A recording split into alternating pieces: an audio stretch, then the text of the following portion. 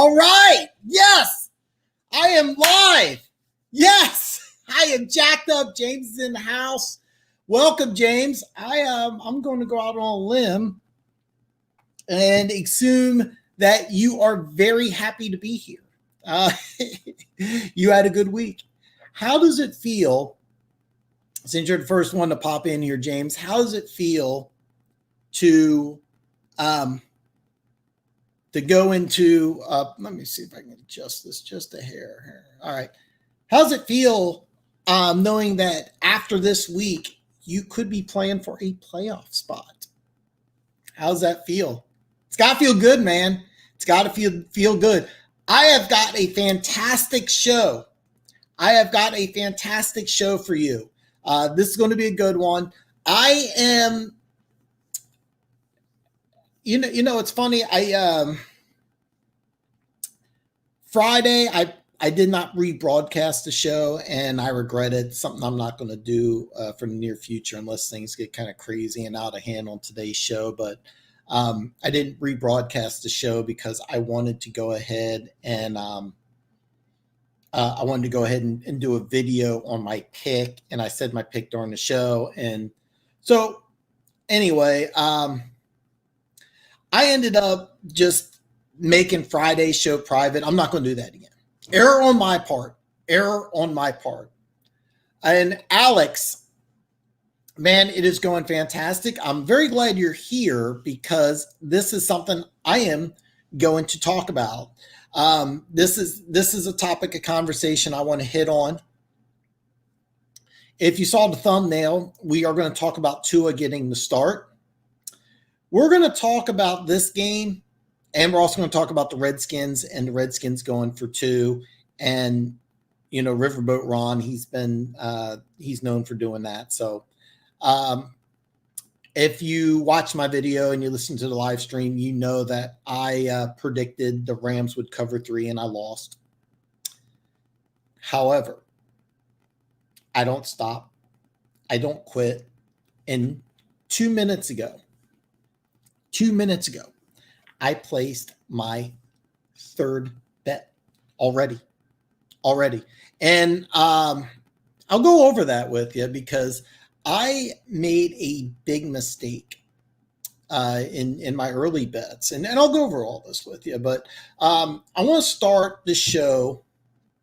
We'll talk about 2-point conversion, but I want to talk a little Tua. And James is happy. Jimmy, you're right. The Washington team, my bad. Showing my old school, and I know Jimmy's playing. But let's talk about. Before I go any further, I have a show on Wednesday and also do a show on Friday. This Friday I'm going to have a show, but the 30th, October 30, I will not have a show. I encourage everybody. I should put the links below, and I didn't do it yet. I encourage you to get on social media. Follow me on social media. I'm doing some really cool stuff on October 30th. I'm not happy with the camera the way it is. Okay. October 30th, I'm going to do some really cool stuff, but I'm not going to have a show. Follow me on social media because I am going to be doing something really awesome. And I'm going to try to put videos out, but a lot of the stuff will just be social media posts. So I encourage you. I don't know what it is. I can't get my camera right today. I have no idea why I should have this down to an art form. Oh, do me a favor. Take MSU over Rutgers. You know what, James? I'm going to look into that. Because I have no idea what the line is. And Alex is going to be back. All right. I'm going to start show off with starting Tua, and I want to be very clear. I think this is a huge mistake of the Miami Dolphins. Okay. This is a big mistake because you're 3-3 and you're in the playoff chase. Okay. That makes sense. So I get that, but bottom line, when you have a rookie quarterback and one who I think needs some seasoning, starting him this year is a huge mistake because you're not playing for 2020. You're going from the whole decade, and throwing him out to the Wolves now. There's nothing good that can really happen. You have a banged up offensive line. You have a quarterback who couldn't stay healthy in college. You have a banged up young offensive line. This is the year that you learn. I'm going to go on record. Even if they make the playoffs as a wild card, even if Tua looks good, this is a mistake. I'm really curious if this is Flores' decision or if this is something from the front office that says, hey, we're looking at Joe Burrow, we're looking at Justin Herbert, so let's get Tua in the field. I think this is a huge mistake. Big mistake. Nothing good can happen here. Starting Tua, even if he has success, I think it's a big mistake because you have a young offensive line. This is the year you want to grow, you want to learn, absorb everything that you can. And you're also, Tannehill's not playing bad. I'm sorry, Fitzpatrick. I don't know where I got Tannehill from, the former Dolphins quarterback.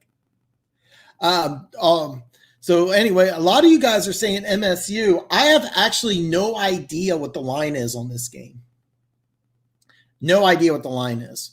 And I want to hear from you guys. I'm just telling you, starting Tua, I think, is a major mistake. This is not something that you do. Friday, I tried Dr. Pepper. That was also a big mistake. No more Dr. Pepper. It's not even mine. I got it for Courtney with Quartz Cozy Cleaning. She did my apartment. I've known Courtney for a long time. She named her daughter after me. So, so she drinks a lot of Dr. Pepper. I got Dr. Pepper for her. I drank some of them. So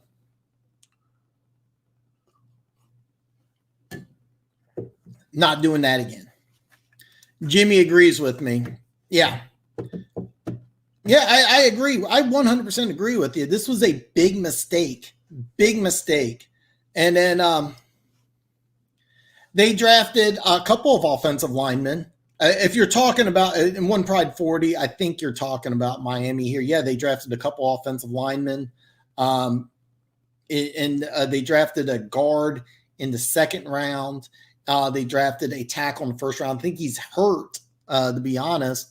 And here's the thing, that Austin Jackson, the guy they got in the first round, he was a project. He was a huge project, and I thought 18 was a reach, but I understand because, this is a guy who's got potential to be I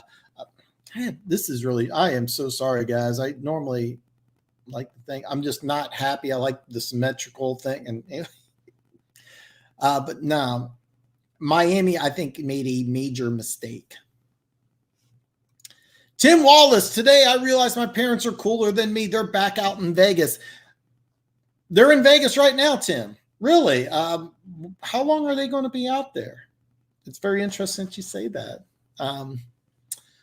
Very interesting that you say that. Very, very interesting. Tim, by the way, sent me something. CBS has the look-ahead line for Chiefs and the Jets in 2 weeks. Chiefs are a 22-point favorite. I don't have a lot of stock in what CBS says, so but that's pretty cool, Tim. It's pretty cool. How long are they staying, and where are they staying? If you want to, you can just text me that if you don't want to make that public. Lions O-line is better. Let me throw this out here because I was really hoping I'd hear from Lions fans. How's it feel to know that Sunday is a game that if you win Sunday, you can legitimately talk playoffs. You can legitimately talk playoffs if you win Sunday. And we're going to go over that game. I think that's a good one. James is saying MSU is a 12-point favorite, 45.5 over under. Man. Wow. Okay. So I should take MSU mine in 12. That's a big number. I by the way, I kind of forgot. Big Ten football is starting. So I will probably pass on that. However, I have to admit an over under 44.5. Music City guy, what is up, brother? We are going to talk about Pittsburgh and Tennessee. I want to hear your opinion. because that's the next topic of conversation I'm going to go in. My boy here, Alex, said he had to take off for a bit. Alex is a Houston Texans fan, so I was hoping to hear from both sides here. But what do you think about Romeo's decision to go for 2? Because that's the next thing I really want to talk about. Nobody's talking about how well your offensive line's performing. You have a good point, and the reason why is that because man, I don't want to piss Lions fans off, but your bottom line, you still have a bad team. All right, you still have a bad team. I still think Patricia's going to get fired, but you win Sunday against the Falcons. You're 3-3. You have a chance for a wild card. You have a chance for a wild card. And that's huge.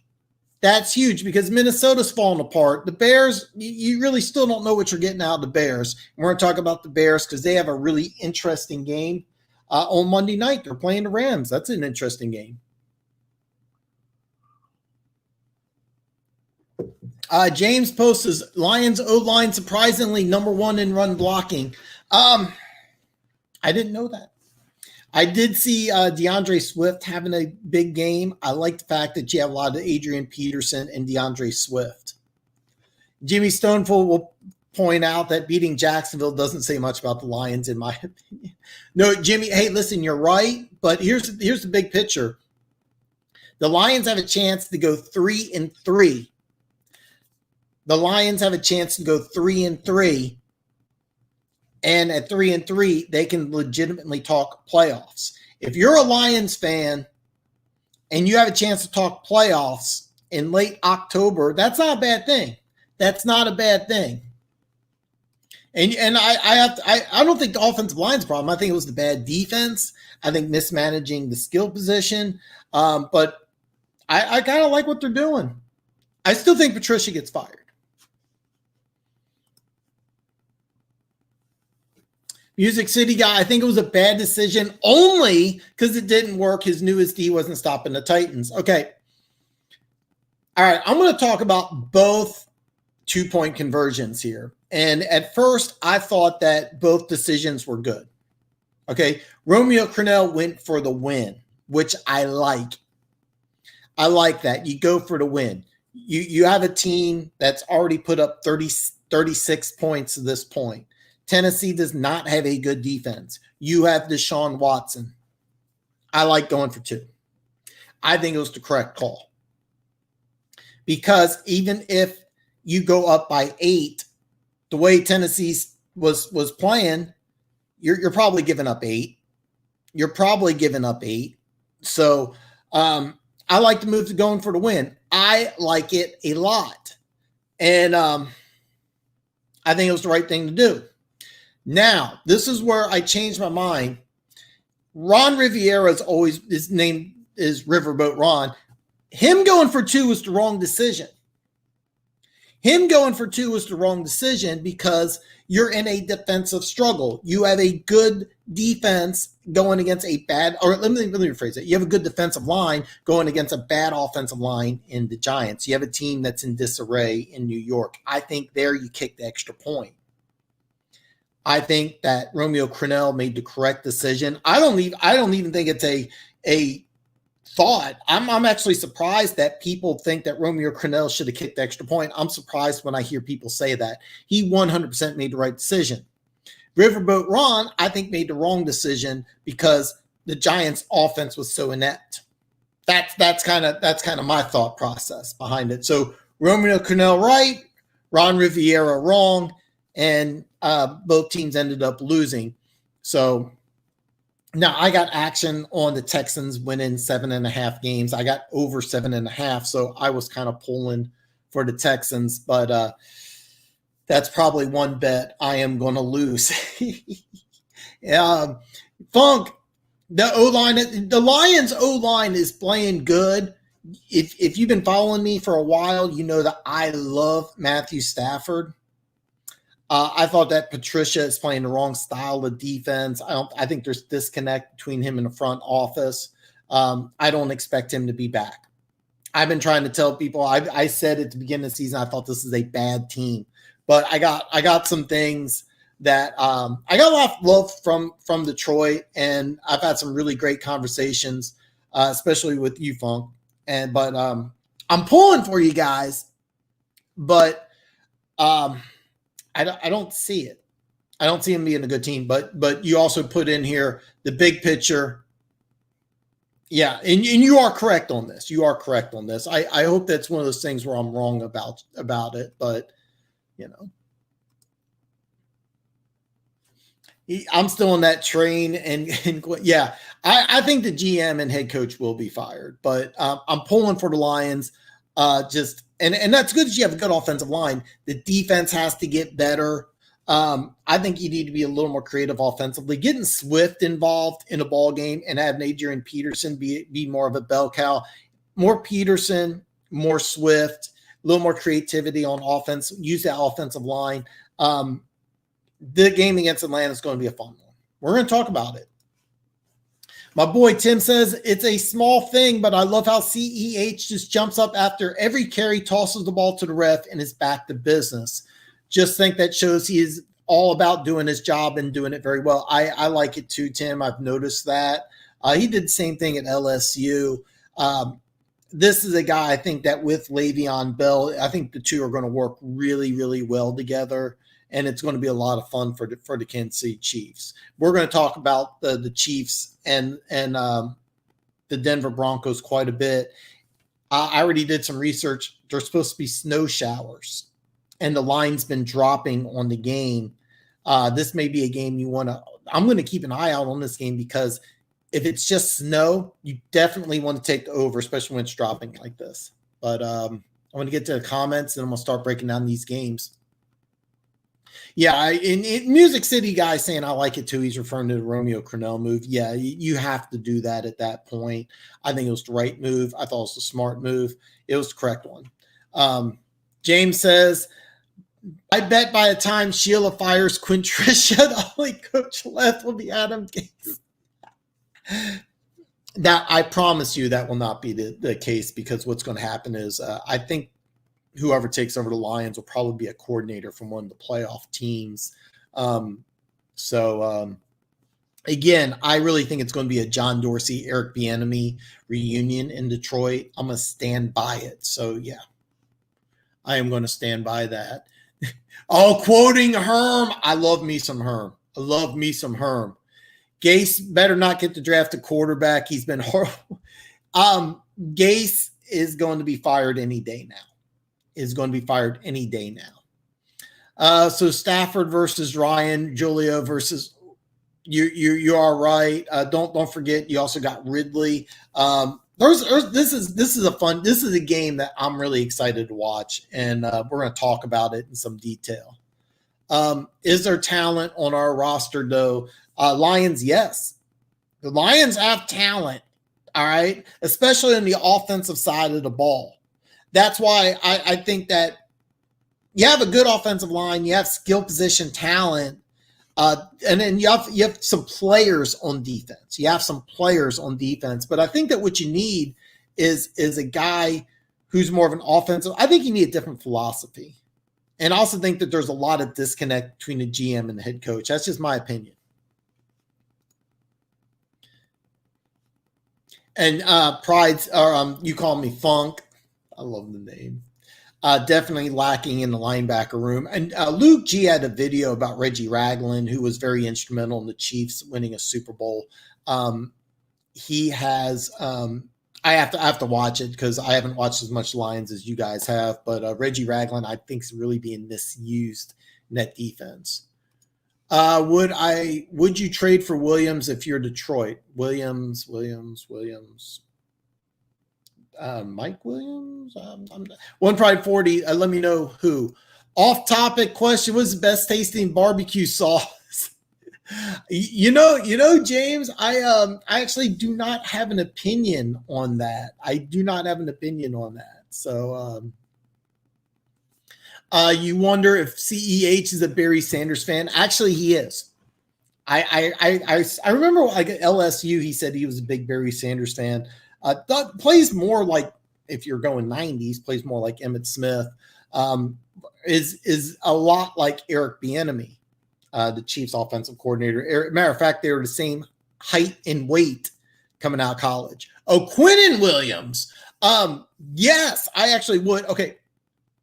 The answer, okay. One Pride 40 says, would I trade for Williams if I'm Detroit? The answer is yes, but I think that both the Jets and the Lions GMs are going to be cut control. I don't think that either one of those teams are going to be able to make trades as of yet, because I think that what you're going to have is some fire sale things that could be going on. I think that both GMs are in danger. So I think the owners are going to kind of limit things. But that's one of my favorite players coming out of the draft, and he would be a great fit for the Lions. I also think he'd be a great fit for the Jets and style defense are running. It's just the Jets are just such a train wreck right now.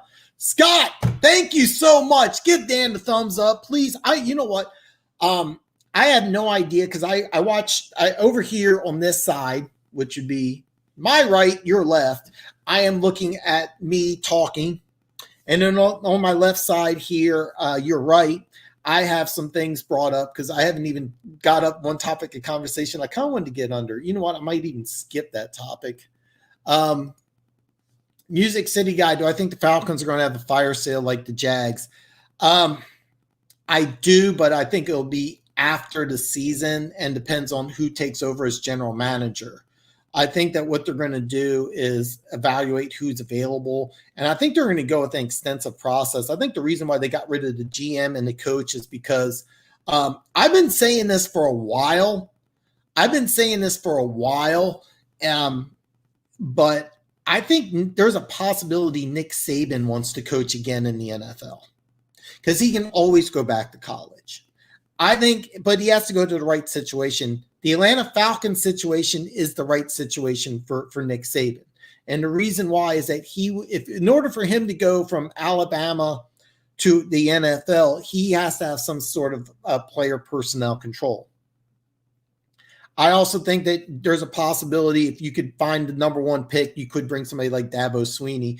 I think that firing the GM and the coach means that you're going to want to bring a big name in who has some sort of player personnel control. The Chiefs, when they brought in Andy Reid and John Dorsey, both of them reported directly to Arthur Blank.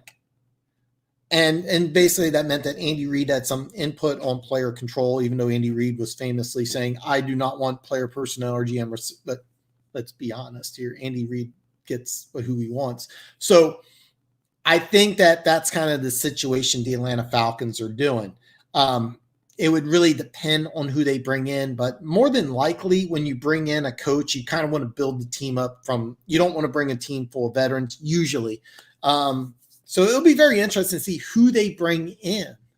Very interesting to see who brings in. So I'm a little behind on comments because I went on a rant here. I didn't like the call. Vikings versus Seattle, went for it instead of kicking a field goal. Even if Seattle scored, they would have to score the 2-point conversion. Okay, Golden Rooster, I had the over in that game, so I was pissed. I was pissed because if you kick the field goal, I win. I missed it by I think it was either one of the 2-point conversions. I missed it by 1 point. So, yeah, I was pissed. And you're right, the Vikings should have won that game. Scott is correct here. Well, Scott, even though the answer is correct here, how's he going to get barbecue sauce up in Detroit? Matter of fact, listen, you two get together. By the way, you guys, follow me on Facebook. I'm a little Instagram impaired. I usually like reading more than I post on Twitter, but follow me on Facebook. Send me a friend request. Unless it's porn, I friend basically everybody. I'm always surprised at how much porn I get from Facebook. Really surprised about it. But bottom line, send me a friend request on Facebook. You can also just go to the Dan page or the Dan Show Facebook page on Facebook. Go ahead and send me a request. Scott's my friend on Facebook. So James, Scott will make you some of his barbecue sauce. He'll ship it up to Detroit for you. Thanks for volunteering, Scott. That was awesome. Q would cost a lot. I'd be okay with Geno Atkins, who wants out. I wouldn't be surprised if Detroit wants to make some moves, but I really think the ownership's going to just veto anything right now. But it'll be very interesting. The Golden Rooster, I'm taking the Falcons versus Lions. 2 starting safeties are back, which is huge. I'm going to talk about that game. I had something I was going to talk about. I got an email that I wanted to go over, but I'm going to save that for another show. So I'm going to skip that topic because I got an email which is really interesting, and I was going to go over it, but you know what? I'm going to go ahead. I'm going to pass. I'm going to go ahead and pass on that because I kind of want to talk about all these games because there's a lot of things I'm looking at. I've already placed 3 bets. So yeah. But One Pride 40, I 100% agree with you. Quentin Williams would be a fantastic 3-tech in that defense because you'd move him inside because you're playing about 60-70% nickel, and he'd be perfect. He would be perfect for that defense. I just don't see it as an option. I don't think that either the Jets or the Lions are going to have the authority to make trades. That's how I see it right now, because I think it's just a matter of time before heads roll for the Jets. And and bottom line, both the GM and the head coach, Detroit's a hot seat right now. So yeah. Golden Rooster says, our tickets super expensive with COVID. Texas is an open state, but not much people there because of expensive tickets. I know for the Chiefs, it was really expensive and you got to buy a minimum. Scott, help me out here. Isn't it you have to buy 4? I'm a season ticket holder and my dad, controls that. And so what he did is he went ahead and just postponed the tickets for 2021.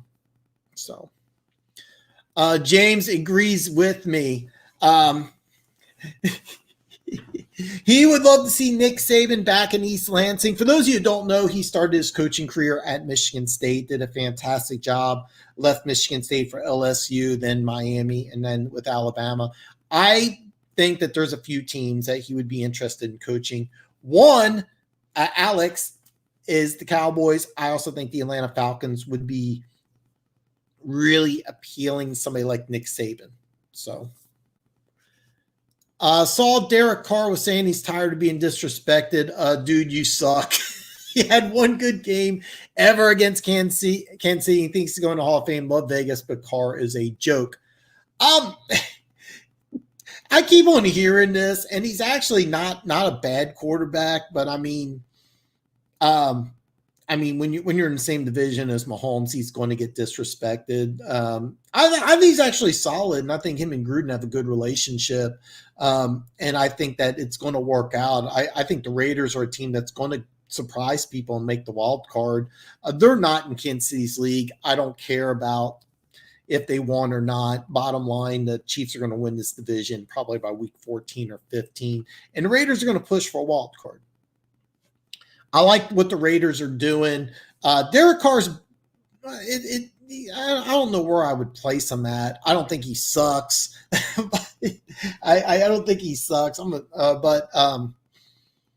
He's never going to be an elite NFL quarterback. But I think he's really good. I actually think he's really good, and I like what he's doing with the Raiders right now.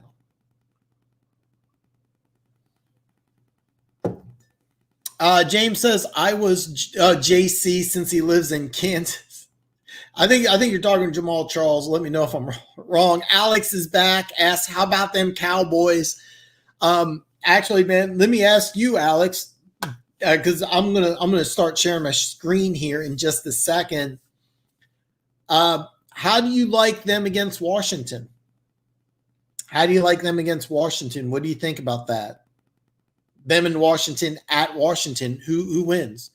Scott doesn't make the sauce. Mike does. I've never had it, but I will say that Chad's not in the chat, but Chad talked about having to get together over at his house. I went over there and helped him with some stuff. So there is going to be a get together over at Chad's sometime here in the future. We may have to wait till the winter. For those of you who don't live in Kansas City, it's like 40 and raining, and tomorrow it's supposed to be 90. I hate the Midwest. James says, I'm afraid Galladay is going to be traded. And I don't see that. I don't see that. I really don't think that. I really think Detroit's wait and see.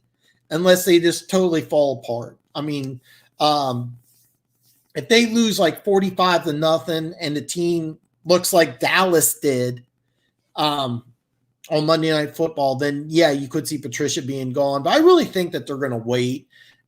So that's kind of what I see. But I understand why you feel that way. I don't think you have to worry about it until the offseason, because as soon as you get GM there, they could do a lot of crazy things.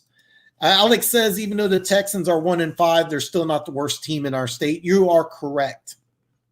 You are correct. You are correct. And then this is kind of a response here. I'm more worried Gallaudet, and I would be too. Detroit's kind of a hard place to attract. It's not a big media market. Let's face it. It's just not a big media market. There's not a lot of appeal for Detroit. Plus, you have a questionable coaching GM. Again, once the season's over, whoever takes over that team, let's say you get Eric Bieniemy, who I've been campaigning. I think a guy like Eric Bieniemy, I think him and Gallaudet would be like, hey, look, this is what I'm going to do with you. Take a look at what we do here in Kansas City. I'm going to do the same thing. You put a defensive guy or maybe a college guy, Gallaudet may say, hey, look, let's just roll the dice in free agency, because he can make a lot of money. He's a really good player. If you haven't watched Gallaudet play yet, really one of the more underrated receivers in the NFL. However, if you get a new coach in Detroit and he keeps Stafford, or let's say the plan is, hey, we're going to draft a rookie quarterback, stay, work with him, we're going to give you a lot of money. I get it. Funk says Dallas will win the division at 6-10. Actually, I was going to save that because Thursday Night Football is between the Giants and Philly. I think Philly wins the division. Philly's next 3 games are Giants, Dallas, Giants. And there's a bye in there. So they have a chance to get healthy, plus they have a chance to be 4-1 and get healthy. I still am very strong on Philly winning that division. We'll talk some more here because I want to get some of these games here. Golden Rooster says, I think Carr is decent, not horrible. Standards are super high. No, you're 100% correct. You're in the same division with Patrick Mahomes. So your standard is Mahomes.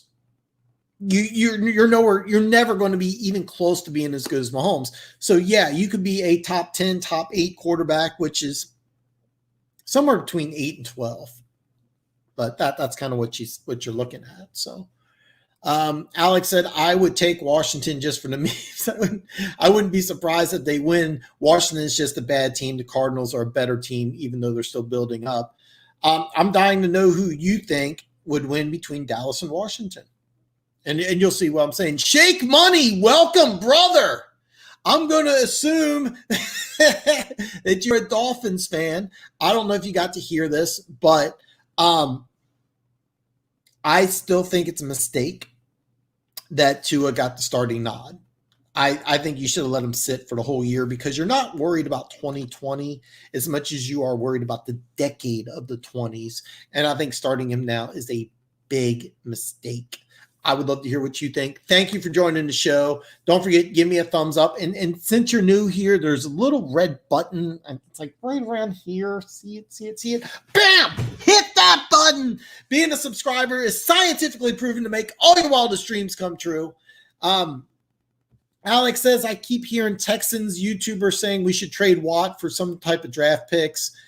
We know, okay, if we trade him, definitely won't get much. I ain't too keen on it. Okay, I get that's kind of a popular thing that's going on. It's really going to determine with whoever takes over as GM. Remember, you don't have a first round pick. You don't have a second round pick. So it's going to be very interesting to see what happens in the offseason with the Houston Texans. But I really think that the Houston Texans are going to start turning things around. I really do. And I think that hopefully they can get that 8-8 margin so I can collect. I'm not banking on it, but I think that what you're going to see is when the Houston Texans start turning around, whoever takes over as general manager, then if you get a guy like John Dorsey, he's going to blow up that defense. But maybe if you get a guy who wants to bring in a defensive coordinator, like Todd Bowles, for example. Todd Bowles is a guy I think that would really change things around. That would be the guy that, if I'm the Houston Texans, I would want Todd Bowles, a defensive mind. Of course, I know you disagree with that, but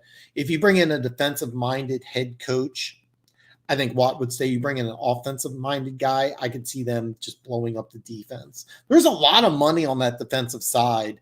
And so, I mean, you got to do something different on defense. They have a lot of money invested in a lot of players, and that defense isn't good. I just can't see Watt need another uniform. I do understand. Dude, I understand, man. I understand. On the flip side, in 93, when I got to see Marcus Allen and Joe Montana in Chiefs uniforms, it was weird, but cool. I could also see Watt saying, hey, look, I want to go to Pittsburgh, play with my brother. And can he force a trade? He's probably one of the few players who could force a trade. So, but I don't think it'll happen mid-season. I could see something happen at the end of the season. Again, it's going to determine who they bring in as general manager and who he brings in as the head coach. That's going to have a lot to play with it. My opinion, Alex, I wouldn't stress on it. I wouldn't stress on it this year until you get a general manager. If you get somebody like Dorsey, who's famous for blowing teams up, then yeah, I would be worried about that. Gary says, why wouldn't Eric Bieniemy coach the Jets, especially if they have the number 1 pick? Just a hunch. Just a hunch. And I can't prove it. I just don't see Eric Bieniemy being attracted to the Jets job. I think whoever takes over, I think first of all, you're going to see the head coach get fired. I think maybe you may see something where the GM, head coach, defensive coordinator all get fired any day now. I actually think that what could happen is I think they could play the Chiefs. I think Le'Veon Bell may have like 3 or 4 touchdowns, and they could lose that game 55-0 or 55-10 or something embarrassing like that, and everybody gets fired.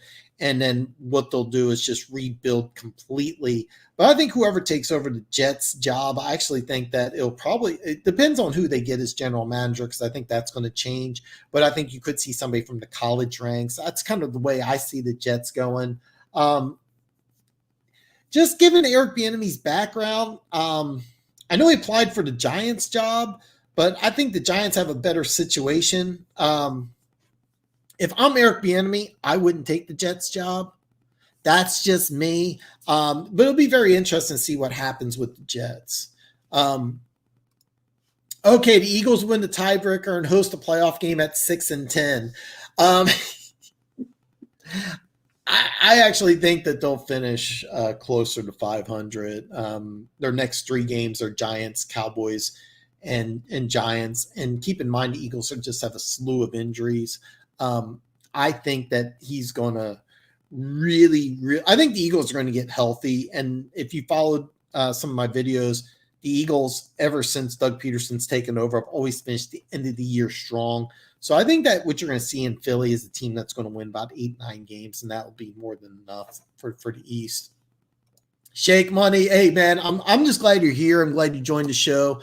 I love the fact that you joined, and thank you for being a subscriber. I'm glad you're here, man. Glad you're here, and I want to hear more from Dolphins fans. So Alex says also the Texans may get Jeff Lanu for the GM. He was the GM for the Astros and was fired after a cheating scandal. He's a smart guy. He can deal with the cap. I have not heard that. I don't think that will really work.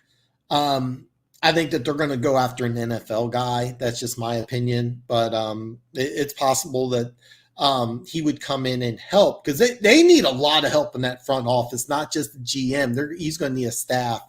So it'll be interesting to see what the Texans do in the offseason. But Shake Money will say only time will tell with Tua. I trust Flores. Lions tired of Matthew Stafford. I like what Flores is doing. And I'd have to ask you, what do you think? Is this a Flores decision or is this an ownership decision? Because believe it or not, sometimes ownership and general managers have say on who plays and who doesn't. This could be a front office decision, not a Flores decision. So that would be kind of interesting to see here. Jimmy says, what do I think about Green Bay's collapse versus Tampa Bay? Tampa Bay's defense is looking scary. Hey, Jimmy, this is a very important thing, and hopefully we will talk again next year, because this is the second straight year that Green Bay, after a bye, has completely shit themselves. Remember last year they were on Monday Night Football, lost to San Francisco like 30-8, did the same exact thing. So next year when Green Bay has a bye, I'm going to pick against Green Bay. I don't care who they're playing, because it seems like it's a trend that after the bye, this Green Bay team completely falls apart. I should have trusted my gut and took Tampa Bay, but I didn't do it. I took the Rams -3. So, Music City guy says Todd Bowles should get another head coaching chance. I think he should take the Houston job, because I think he would turn that defense around with the same personnel, run the same scheme, and then he would draft, and then he would just tell a very experienced, good offensive coordinator, hey, you run the offense. He would be my number one candidate to run the Houston Texans. Shake Money says Eric Bieniemy is the heir to Andy Reid, and you are not alone in thinking that. It's a big misconception among Chiefs fans that Andy Reid's going to be here for 10 years. I think Andy Reid's only got a couple of years left. I'd say if you give me the number of 5, will Andy Reid over under 5 years? I would say under.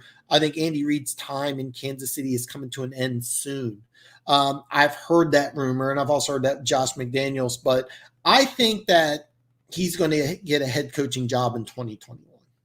I think he's going to get a head coaching job in 2021. Should have got one this year, but in 2021, that's where I see it. James asked a very good question. Yeah, why would Bieniemy be attracted to coaching in Detroit? Okay. Number one, I think Dorsey will take over as GM. Okay. And the reason why I say that is Dorsey spent 20 years in Green Bay. Then he went to Kansas City. Then he went to Cleveland. These are all small town teams. He's familiar with the NFC North. I think he would be very comfortable in Detroit.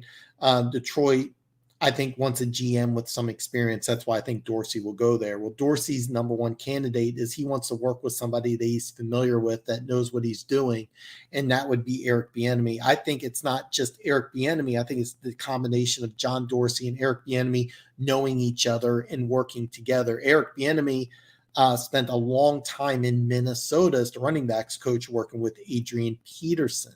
So that's kind of the reason why I think that you're going to see a Dorsey Bieniemy combination. Plus Detroit, I mean, look what they did with Jim Caldwell, is that it's business 101. They looked at the Colts and they saw the Colts had a successful franchise, so they took a coach and tried to do the same thing that the Colts did. And if you watch what Jim Caldwell does, he tried to have the Lions built just like the Colts, a small, fast defense. I was focused on turnovers and sacks, an offense that was built very much like the Colts. It didn't work out. So what did the Lions do? They went to the Patriot scheme. Again, business 101. Look at the most successful model. Well, it's the Patriots. Well, that didn't work out because nobody runs the Patriots.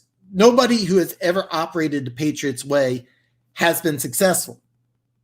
But that's business 101. You look at the most successful model, you emulate that. So who's the most successful model in the NFL? Well, it's the Kansas City Chiefs, because you have Doug Peterson, who was the offensive coordinator. He went to Philly. Philly won a Super Bowl. You have Matt Nagy, who went to Chicago, had a 12-win season right away. Then he went 8-8. And what were they, 4-1 now? The Andy Reid coaching tree, unlike the Bill Belichick coaching tree, has sprouted success and wins, and a Super Bowl win in a place in Philadelphia. Philadelphia's never won a Super Bowl before. So that's why I think that I know it was long. I kind of went on a rant, missed some comments, but that's kind of the reason why I think Bieniemy. That's kind of the reason why I think Detroit and Bieniemy would really, really work good together. But again, I think it's going to be John Dorsey. I think it's going to be Eric Bieniemy, and if that happens, you should be extremely thrilled and very, very, very excited.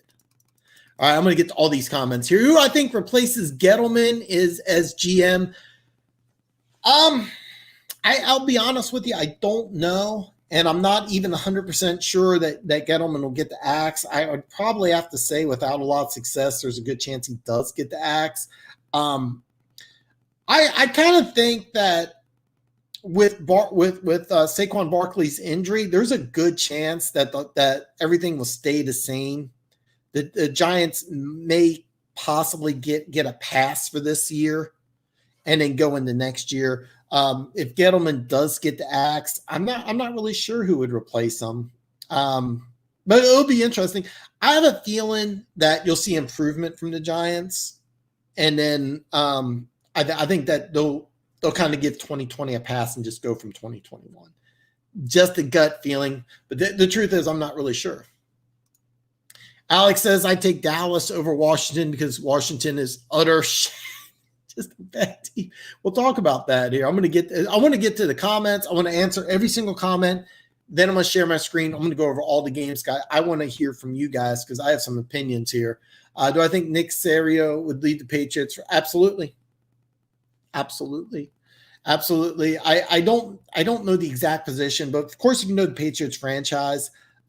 They don't really have specific positions. Bill Belichick kind of runs everything.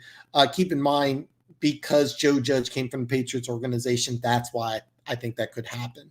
The answer is yes, but I have a feeling that the Giants may get a pass this year just because of COVID and injuries and things like that. So I think it's a team decision. One thing about Miami, it's not just about one person. Here's the thing, Shake Money. I don't know if Flores made that decision or if ownership made that decision. And I kind of got a feeling that Flores wanted to sit Tua, and then management came in and said, "Nah, let's get him going." And you'll never know. The truth is, you will never know. So, Buffa, my boy Buffa. Oh God, not McDaniels. We already tried the Patriots way. Yeah, so many teams have tried the Patriots way, and it hasn't worked out. The team that's done the Patriots way the best so far would be Miami, and so far it hasn't been successful because it's 5-11, and then 3-3, so that's 8-19. So I mean, you still have a bad record, but they're on the right path. And another thing is that it's not really technically the Patriots way, even though they took a lot of coordinators from the Patriots. So Alex says, I look into Lenu. He built up one of the best scouting systems in baseball, knows when talent, also great cap space. The Astros had an expensive team, yet kept it below cap. Alex, I'm not disagreeing, but I really think that he could be part of the process, because the Houston Texans don't just need to hire a GM and a coach. They need to hire a slew of guys in that front office. So he could be part of it, but I would be shocked if they went that direction as GM. So Bob Quinn supposedly knew Patricia, though. I'm not saying he didn't, but I think that there's disconnect between the GM and head coach. All right, just case in point. Oh, I'm going to grab some coffee.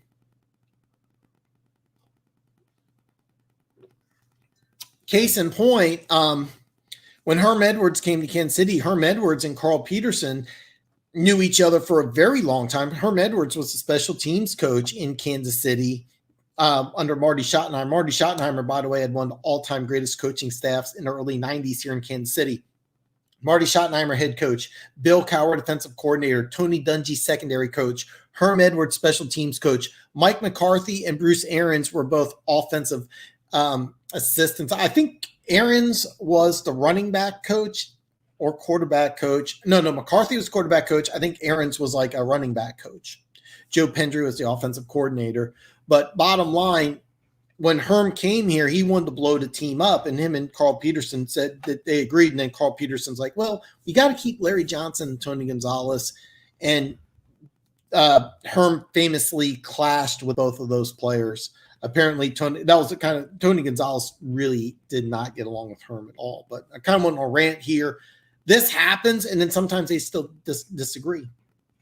I still think both are going to be gone. However, isn't it cool that you guys can go 3-3 Sunday? Isn't it cool? It's going to be a great game. I'm going to start getting it. I'm going to get these 3 comments, and I'm going to share my screen here. The Texans have been one of the most successful teams under the Patriots system, and look what happened. Yeah, I mean, yeah, you're right. I mean, the Patriots system works with the Patriots. It's not a system that's worked in other places. So that's kind of the reason why I think that the Chiefs offensive coordinator. Matter of fact, Mike Kafka, the quarterback's coach, has already been talked about as a future NFL head coach. Don't be surprised. Mike Kafka, you heard it here. There's a chance he's going to be a head coach in 2021. There is a chance. And by the way, you want to hear a coach who became a coordinator, who skipped being a coordinator from quarterback coach, skipped being a coordinator to head coach? That and Andy Reid. So could it happen? Could Mike Kafka be an NFL head coach in 2021, even though he's just a quarterback coach? Absolutely. Absolutely. You heard it here. You hear the name Mike Kafka, he could have that job. Giants can have. Do I think the Lions would have the same success as Titans if they gotten Vrabel at the time?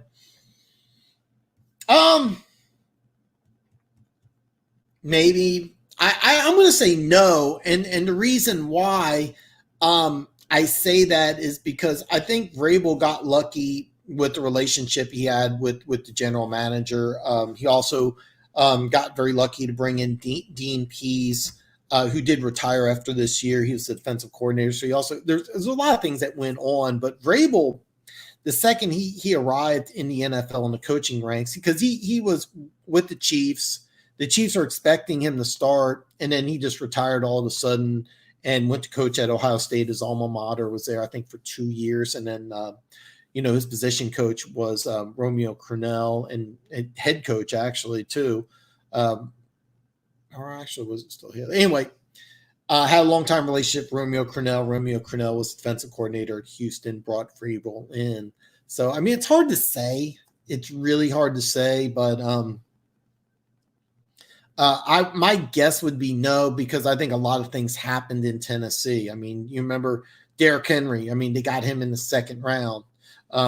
Getting Tannehill, I don't think was a Vrabel decision. I think it was a GM decision. So I give kudos for Vrabel to make the decision. I think that he's the one who made the decision to start Tannehill over Mariota, but the GM was smart enough to bring Mariota in. Or I'm sorry, to bring Tannehill in to compete with Mariota. Remember, Mariota was second pick overall in the draft.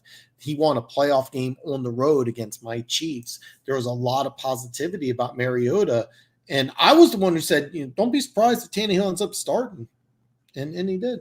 So what GM could the Chiefs pluck from the Chiefs talent development? I'm going to give you kind of a goofy answer, because what happened was, and I'm drawing a blank on his name, what happened with the Chiefs, Andy Reid and John Dorsey, is that they had a clash, and Andy Reid ended up winning. Dorsey ended up leaving. The number 2 guy, and I'm drawing a blank on his name, he took the GM position with the Colts, and he would have been next in line to take over as the Chiefs. And some people thought that he would actually leave the Colts franchise to take over the Chiefs. He ended up staying as the GM in Indianapolis. I think that what you're looking at is probably, if you're going to pluck somebody, it may actually be from the Colts. I think you could see somebody from the player personnel from the Colts, which is, again, part of the Chiefs coaching tree. So that would be my thought process, because it was actually Brett Veach was actually the number 3 guy. He went from 3 to number 1.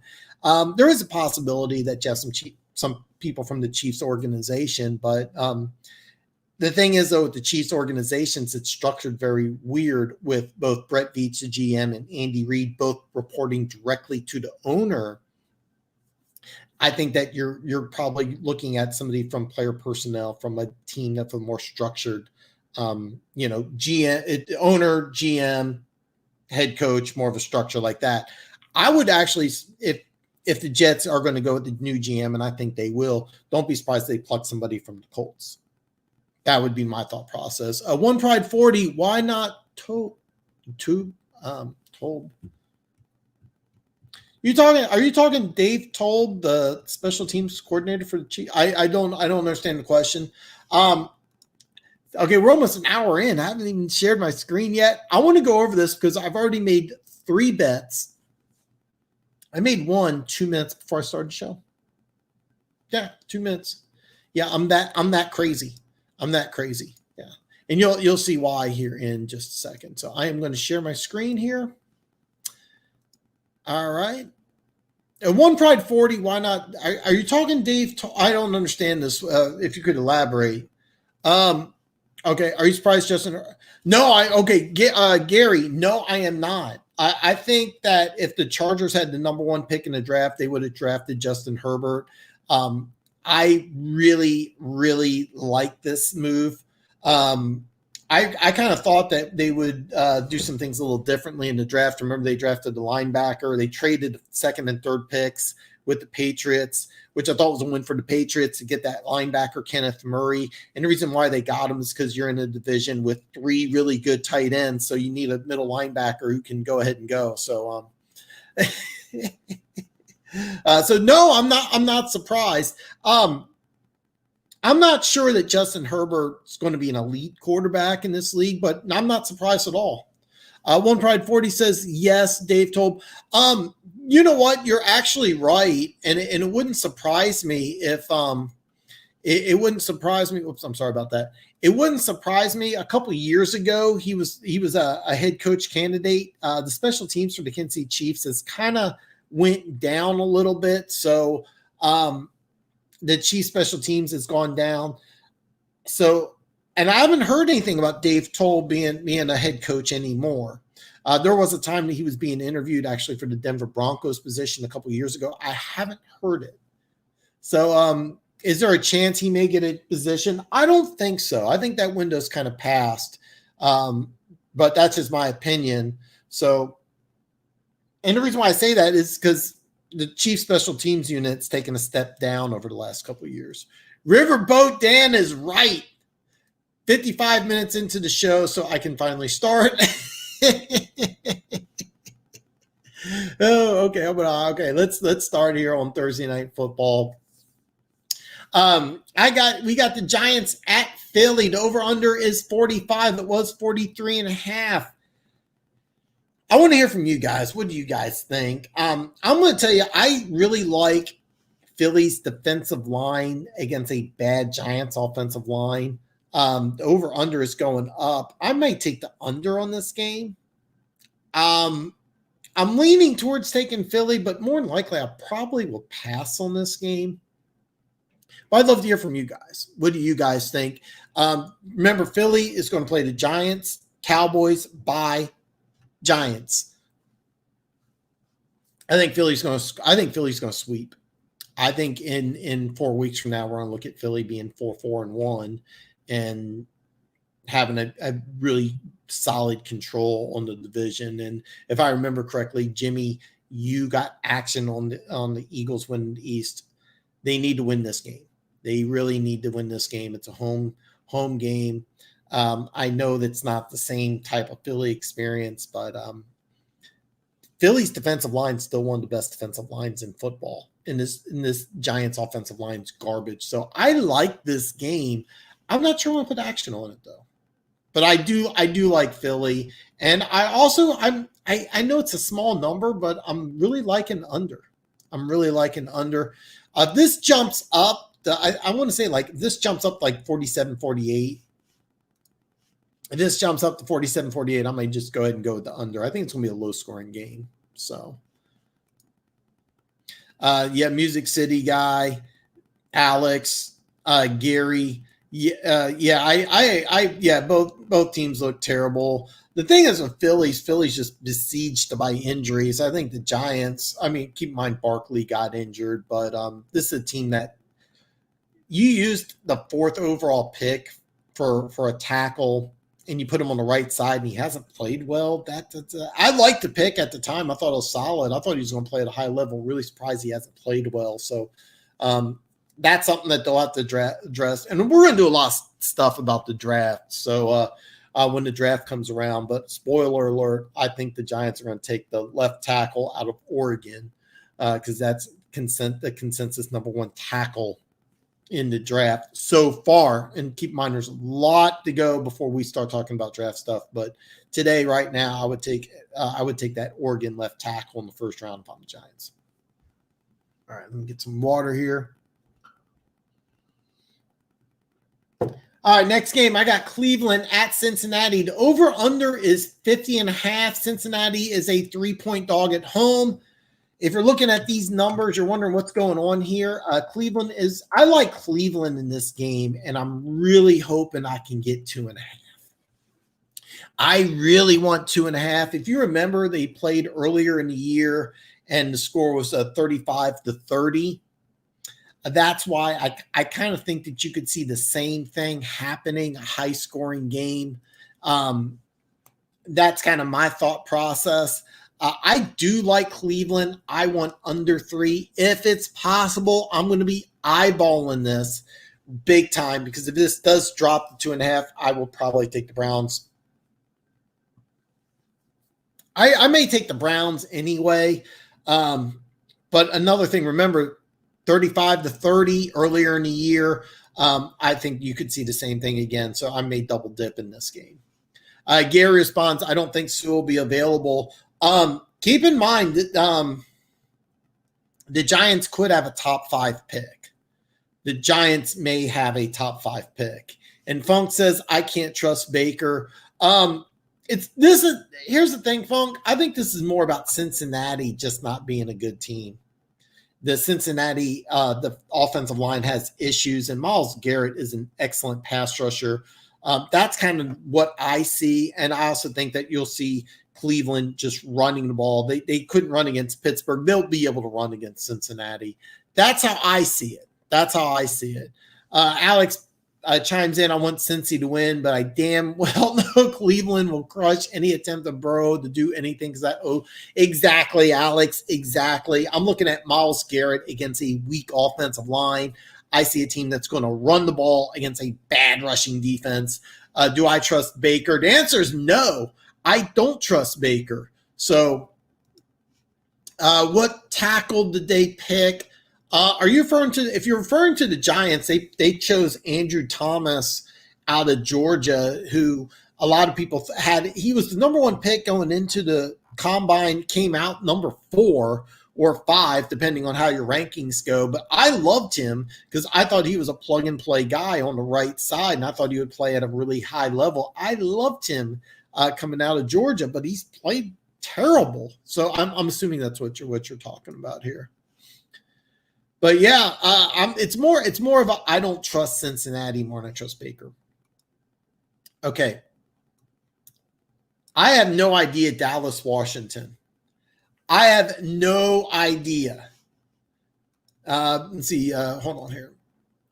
I can see Burrows getting traded because the team is far from winning and he's already 24 years old. Maybe. I don't know. I don't know. I honestly don't know. And then Music City guy, I see Cleveland winning big, trying to bounce back.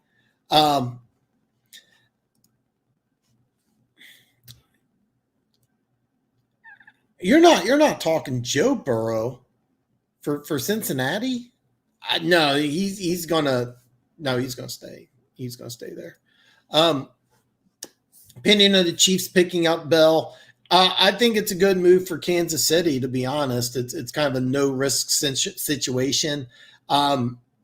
He's going to be used more as a receiver until Sammy Watkins gets back. And then once Watkins gets back, the Chiefs' offense looks completely different with a healthy Sammy Watkins. But once Watkins gets back, then you're going to see him just kind of spell CEH.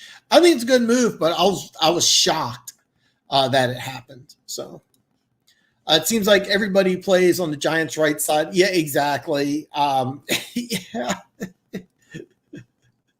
But Baker's a nightmare. I don't think he's elite, but I don't think he's terrible. I'll tell you what, if they want to put in Case Keenum, then I'm definitely going to take Cleveland in 3. I'm not saying Keenum's better than Baker, but for just one game against a bad Cincinnati team, yeah, I'll take Keenum. I don't think it matters. I think Cleveland's defense will make plays. Cleveland's just a better team than Cincinnati. I think Cincinnati's just not a good team right now. Dallas at Washington is a pick'em.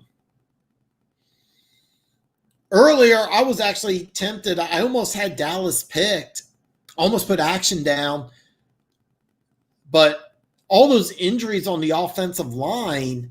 And one thing about Washington is the one thing about Washington is that they have defensive line. They do have players on that defensive line. And if somebody says Alex Smith's going to start, I'm taking Washington. I don't know. I'm not going to touch this game. I'd love to know what you guys think. By the way, if you haven't already, don't forget to give me a thumbs up. Give me the thumbs up.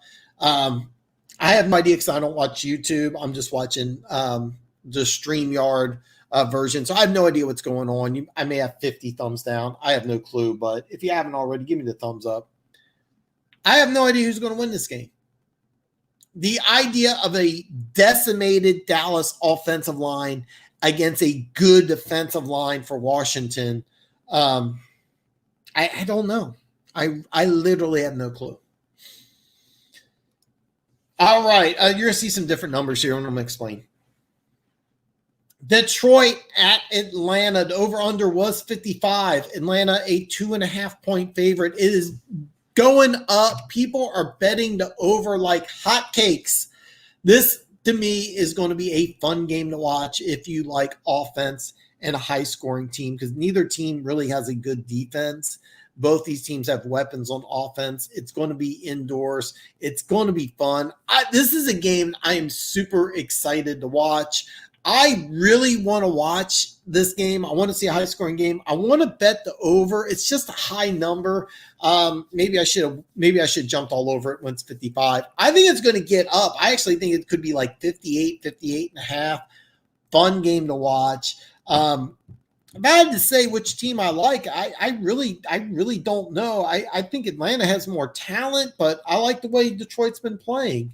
And by the way, you guys who are commenting, you Lions fans talking about the offensive line, you are correct. And the one thing about Atlanta is that, yeah, they played better defense last week, but I have a hard time seeing Detroit not being able to take advantage of a weak Atlanta defense.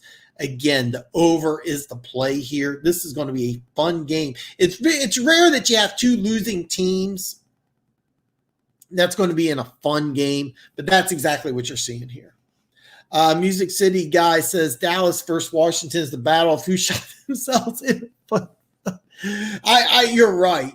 You're 100% correct, Music City guy. And that's kind of why I don't know, because if Dallas gets up early and Zeke Elliott gets motivated, and the secondary is not very good either, but the matchup that bothers me if I'm cheering for the Cowboys or I'm going to pick the Cowboys is Washington's defensive line against a decimated Dallas. You really could have. I'm not joking. I'm saying this and it sounds like I'm joking. You could have 3 defensive touchdowns in this game. That's how bad both offenses are. So yeah. Could Matt Ryan be traded? Absolutely, but it'll happen after the season. And the reason why is that when you went ahead and fired the GM, basically you're going to keep when you fire the GM, Gary, is that what you're doing is you're the Atlanta Falcons is you're letting top flight candidates know on both the GM front office and on the coaching staff that this is a position that if you take over, you can go ahead and you can orchestrate player control. That's why I think they did it, is because they're trying to open this up to high-profile college coaches who could come in for player personnel, guys like Nick Saban, maybe Dabo Swinney. And the reason why I say that is look at the success Matt Rule's had. Matt Rule was not a high-profile college head coach. He was a good head coach. He had a lot of success in Baylor. He was a big name. But the NFL is a copycat league. The NFL is a copycat league. So once you see Matt Rule having a lot of success with his college defensive coordinator and a LSU offensive coordinator, and you see Carolina having success doing that, I think that's part of the reason why you went ahead and fired both, and you fired them early, is because you're positioning yourself for a high profile coach or high profile GM, or a high profile coach who can have player personnel control. So to answer your question, will Matt Ryan be traded after the season? Only after the season. You won't see it this year. Yeah, I remember. I like worse better. Lots of people. I like. Okay, my tackles. I had. It is all subjective, but I thought Wells would have been better than Thomas. But I did like the pick because I thought he would be a solid starter day one, and he's not. So, to the worst pass defenses, a handful of playmakers. Both. Yeah, it's screaming over. You are 100% correct. And I agree too. So I don't understand why Washington did not go. You are 100% correct. Okay, the reason why they did it, that's just been Ron Rivera's mantra. Ron Rivera's nickname, Riverboat Ron. I think he made a mistake because both offenses were struggling. Both teams have good defenses. That's a game that I would have went ahead and simply put my defense against a bad offense. I would have liked that. That's why I thought that. That's why I thought Romeo Crennel did the right thing, and I think Ron Rivera did the wrong thing. I 100% agree with you, Gary. Burrow will be elite. I don't know. Time will tell. I don't think I personally think he'll be good. I don't think he'll be great. The one thing I've noticed immediately watching Burrow so far is that his arm strength for an NFL quarterback is below average. I mean, it's not that he has it's not that his arm strength is just not a Mahomes or Josh Allen. It's below average. If you had to rate the arm strength for all 32 quarterbacks, I think Burrow would be somewhere in the 20s. He has excellent touch. He's got some mojo. That arm, and keep in mind, Cincinnati, it's not a indoor stadium, so that's something that you'll have to watch a little bit. And your arm strength can improve, but I mean, so far I've seen him make some throws that have way too much arc on them. So I don't know about Burrow being elite. I really don't. Next game, Carolina at New Orleans. Over-unders 51. I have no idea who I'm going to take on this. The Saints are a 7.5 point favorite. If you are going to bet this game, if you have to bet this game, because I actually think this will be a close game. I think the Saints will win, but I don't know if they cover 7.5. I would take a teaser on Carolina. And if you don't know what a teaser is, basically you can buy 6 points. Oh God, I don't want it to be. I don't want to get into too much detail, but for those of you who know what are familiar with teasers, this is a teaser game. You take Carolina in a teaser here, but I don't. If you notice, I don't have this listed right here. Normally, what I do is I pick who I like. I have no clue. If anything, I would say teaser, but. That's kind of what I would do on this. I would take a Carolina 6 teaser. That's how I would do it. More than likely, I'll probably leave this game alone, but I don't know. We'll have to find out. I'll let you guys know Friday. And Funk, yeah. Yeah, and I agree with you because I've seen him throw several passes that I'm thinking to myself, now you're in Detroit, so you're a little spoiled with Stafford. I'm in Kansas City, so I'm definitely spoiled with Pat Mahomes. But when you compare a guy like Burrow against Stafford or Mahomes, it's like a noodle arm. I like a lot of things about Burrow, but that arm strength really bothers me. That's why I don't really agree with this, but it depends on what you do because Jared Goff doesn't have elite arm strength, but Goff to me is a natural passer, and Joe Burrow to me is a natural passer. Joe Burrow is a little more athletic than Goff. Goff to me is a little bit of a better passer. Keep in mind, if you don't fix that offensive line in Cincinnati, he's going to just fall apart. So he could be one of those guys who may end up being gone. I think right now he would stay in Cincinnati, but so many things can happen. You could actually see a coaching change in Cincinnati. That's not out of the realm of possibility because you got what? A team that's won one game, and then Zach Taylor won 2 games. So in his coaching career, he's what, 3? Let me see if I'm doing my math right. He's what, 3, 18-1? Yeah, you don't have coaching stability there when you have 3 wins in over 20 games. So next game, I'm going to talk about Buffalo and the Jets. The over-under is 45. The Jets are a 13-point dog. And I am not going to bet this game. I would love to know what you guys think because I'll be honest with you. If somebody said, Dan, bet this game, I'm taking the Bills in 13. I'm taking the Bills in 13. I don't want to do it. I probably won't do it, but that's the bet. That is the bet that I make. I take the Bills in this game. I think there's a very good chance that if this is a blowout, Gase is going to be gone. Keep in mind the Jets, after they play Buffalo, will host Kansas City. And my boy Tim, he said that the CBS reported the line as 22. So I'm not going to bet this game, but if I had to, I'd take the Bills. Next game I got is this is a very interesting game I really want to watch. Green Bay at Houston. The over-under is 57. It was 56.5. I think it's going to go up. Houston's a 3.5-point dog at home. I really want to watch this game, and the reason why I want to watch it, I want to see how Houston responds, and I want to see how Green Bay responds. Because I think Houston's got to think to themselves realistically, believe it or not, even though I know that they're a 1-5 team, I think they have to think to themselves, hey, look, is the season really over? Because this is a team that I think that once they get a win, they can get another couple wins. And, I know that they really want to win over 7.5 so I can collect on the bet. But the truth is, I want to see how both these teams bounce back. I think the over is the play here. I think this is going to be a shootout.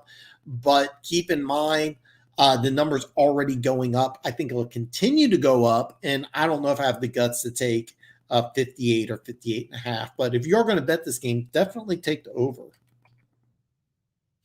Alex says he is taking the Texans like I always do, but I think this will come exactly. Neither defense. The play is the over. The play is the over.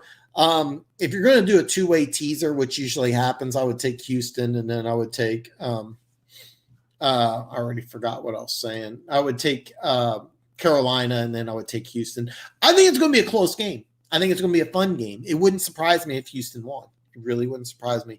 But is this going to be a game where Green Bay comes out and just plays pissed off and wins by 30? I don't know. But it's going to be a fun one to watch. I think over is the play. Next game I got is Seattle at Arizona. The over-under is 56. Arizona's a 3.5-point dog at home. I like Seattle, especially off of a bye. I want to see 3. If I get the 3, I'm going to take it. If it drops to 3, I'm going to take it, even though Arizona's played Seattle tough at home. And they actually won against Seattle last year in Seattle. So they do have their number. I just think that this game has all the makings of a shootout. And even though Kyler Murray did good against a bad Dallas defense, and Seattle has also has a bad defense, it's a different beast. If I can get 3, I'm going to take 3. So, all right.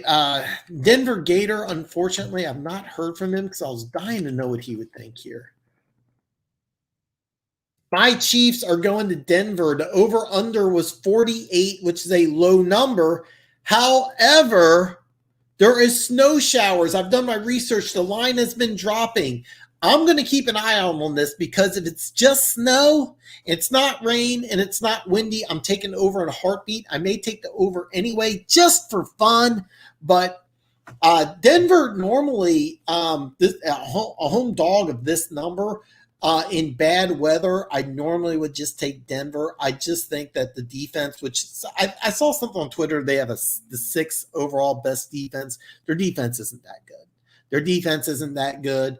I'm going to keep an eye on the weather report, because if it's just snow, I'm taking over in a heartbeat.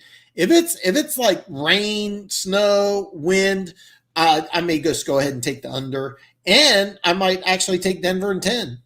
So, Gary says Seahawks and the Bears are the best in the. Wow. I know the Bears beat Tampa Bay, but I really think Tampa Bay's better. I think Green Bay's better. I'm. And by the way, we're going to talk about it. We're going to talk about there. I Seahawks, yes. Bears, no. My opinion. Does Mahomes throw the ball well in the snow? The answer is yes. He's played a couple games in the snow. AFC playoff game against the Colts, played very well. If I remember, he didn't throw a touchdown in that game, but he ran for 2. They were up 31-10. And then Luck scored a touchdown late, and then played Denver in the snow at Arrowhead, and they beat Denver 23-3.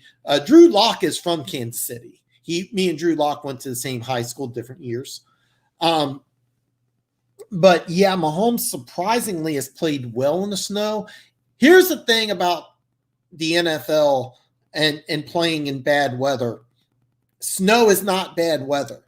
All right. If it's snowing, you're not at a disadvantage. If it's windy and wet, that's different. But if it's just snow and it's just falling and there's no wind, then you're fine. NFL players can play in that. That's why I'm keeping a big eye on the weather. I'm keeping a big eye on the weather. I'm probably going to put action on this game. It's just I need to see the weather report. Is it going to be windy? That's the key, because if it's no wind and it's just snow, take the over and collect. Because Denver's defense, I know they kept New England at 12 points. The Kansas City offense is a different beast. This is going to keep dropping, though. This is going to keep dropping. I think that this could go as low as 44. So that by the way, to answer your question though, Gary, yes, he can. Alex says even though Denver still beat New England, no, they're not going to beat Kansas City. But if it's really terrible weather, then yeah, I'll take Denver in the points. And Music City guy, I 100% agree with you. I see the Broncos taking the air out of the ball. I just caught that. It was a Tom Brady pun. I just caught that, but I don't know if Melvin Gordon's going to play, but Philip Lindsay could easily get about 25, 30 touches. Royce, I forgot his name already. Number 28. He was a bigger running back out of Oregon, just really hasn't done it. Royce Freeman. He's another guy who may get a lot of carries if Melvin Gordon's not ready to go. If this is bad weather, if this is really bad, windy, wet, I may take Denver and I may take the points. But this is probably going to be the play. I'm going to keep an eye out on the weather report. And if you follow me on social media, I'll post something on social media if I don't make a video. So I'll keep you guys up to date. Next game is Jacksonville at the Chargers. The over-under is 49. The Chargers are a 7.5 point favorite. I like Music City guy. Mahomes he probably can. That's awesome. I like Jacksonville to cover 7.5. This is more a case of the Chargers having a young quarterback who's learning how to play.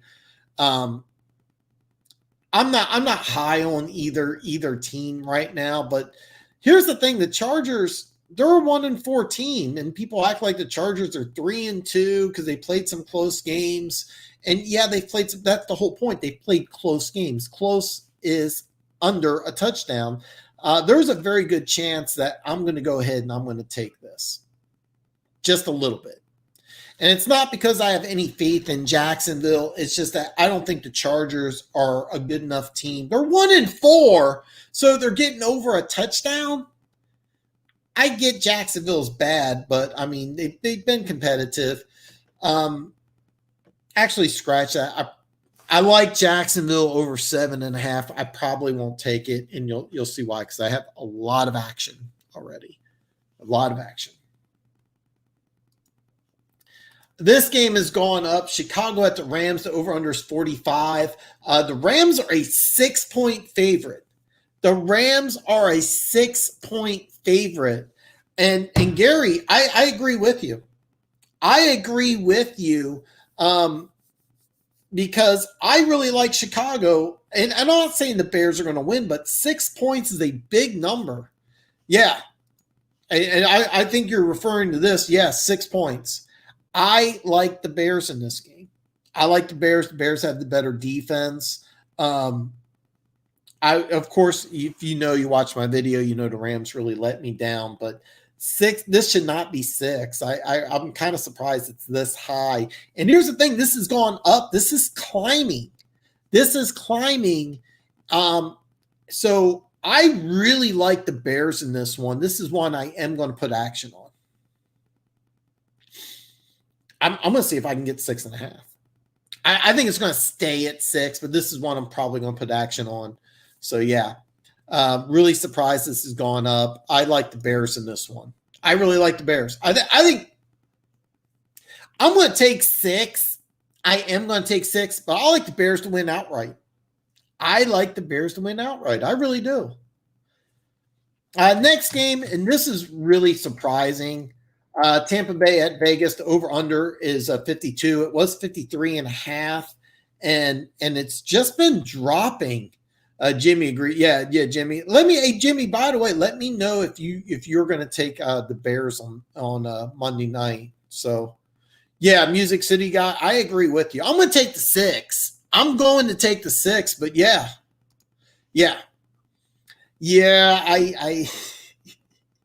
I know. Let me know, Jimmy. Let me know. You got my email. I don't know if you're on a lot of social media or not, but you can follow me on Facebook, Instagram, Twitter. I didn't do it yet, but I'll put the links below in this video as soon as I end the broadcast. All right, here's the deal. This game opened up at 3. I thought it was going to drop. It's gone just the opposite. And by the way, the over-under is plummeting, which I also didn't see. I really thought that this would go from 3 to 1, and I figured like at 1.5, I would put action on Tampa Bay. But Alex here, he disagrees. He says he likes Vegas beating Tampa. Vegas is off of a bye. I like their defense to cover Tampa's offense. I get that, and that actually makes sense. But the Raiders' defense has not been good. But Tampa Bay's defense is good. So you're looking at the Tampa Bay has the better defense. And even though Carr had a really good game against the Chiefs, I'm still taking Brady over Carr. So I like Tampa Bay to win this game. But I thought Vegas, but people are seeing the same thing I'm seeing. So this line has been moving in the opposite direction, which really surprises me. All right. I already put action down. Sue out there murdering. Dude, Sue is not. Dude, I'm going to tell you something. I like Tampa's defense against the Raider offense. You're 100%, Jimmy. And that's why I wanted under. As you see here, I really wanted under, but it's plummeting. I probably should jump on 53.5 because I think it's going to be a low scoring game. Now let's get back to my 3 bets I already made. All right, number 1. You can take advantage of this. I jumped on this early and I made a mistake. I made a big mistake. I probably just got greedy here. Probably made mistakes on all these, and I'll explain why. San Francisco at New England. Over-under is 44.5. I took New England when they were only a 2.5-point favorite. I thought it would jump up to 3. It went down. And by the way, I lost last week. I've been kind of on a cold streak, so but I put a half a unit down on New England minus 2.5 because I thought it would jump up to 3. It is 2. It is 2. And I'm going to refresh right now. I'm going to give you up to the minute odds, and it's still 2. All right. So you can go ahead if you want to use my bookie, you can get 2 points right now. New England at home against San Francisco, which played really, really well, on Sunday night. But the reason why I'm taking this game is not San Francisco, but Bill Belichick losing at home in a bad game where they barely practiced. I love this game. I thought the line was going to get to 3. So that's why I went ahead. I wanted 2.5. You can get 2. And I'd love to know from you guys. What do you think? But bottom line is that I already put action down. I put my money where my mouth is. I love the Patriots to win this game. 2.5, I think, is a good number. Alex says the weird thing with the Niners is they lose to guys they shouldn't and beat the guys they shouldn't. No, you know what? I agree with you 100%. They had no business losing to Miami and no business beating the Rams, but you have a West Coast team going to the East Coast team. But and then Alex says, I'll take the Niners to cover because they shouldn't beat New England, but I think they will. Wow. I disagree with you. And the reason why I disagree is that the running attack of the 49ers, I think, will have a lot of problems against that New England front seven. That New England front seven is really good.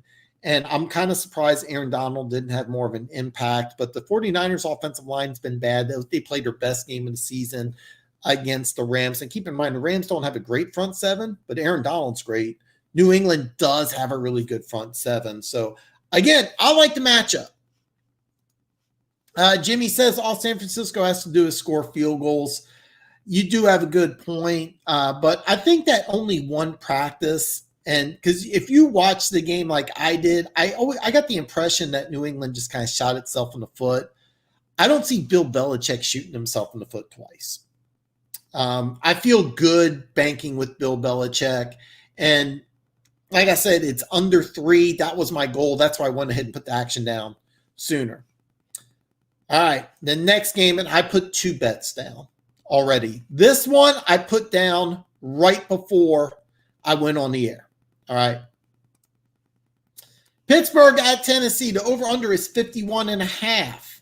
Tennessee is now a 1-point favorite. Like a dummy, I took Pittsburgh at 1.5. I got a bad number. I got 1.5 because I thought Pittsburgh would jump up, but it's been just the opposite. And that's why I made a major mistake because I took Pittsburgh as a 1.5-point favorite. I thought this would jump up to 3. It went the opposite way. Pittsburgh, it's gone 2.5 points in Tennessee's direction. So that's why I put this down because this bet is at negative 120. All right. I'm not going to show you I'm not going to show you my homepage, but I'll read you in the numbers. Okay. This bet right here, this $50 bet is at negative 120. So this 50 will only win me 41.67. Okay. This bet is the money line. So I'm getting a point. So this bet will actually win me 52.50. I think that's going to flip. I've been wrong. I've been on a cold streak, but here's how I break down this game. Tennessee has a great offense and a bad defense. They lost their starting left tackle. Pittsburgh has an okay defense, but some really good pass rushers and a good offense. Their receivers against Tennessee's secondary, that's definitely a Pittsburgh advantage. In a big game, I'll take Roethlisberger over Tannehill. But ultimately, I'm going with one thing and one thing only.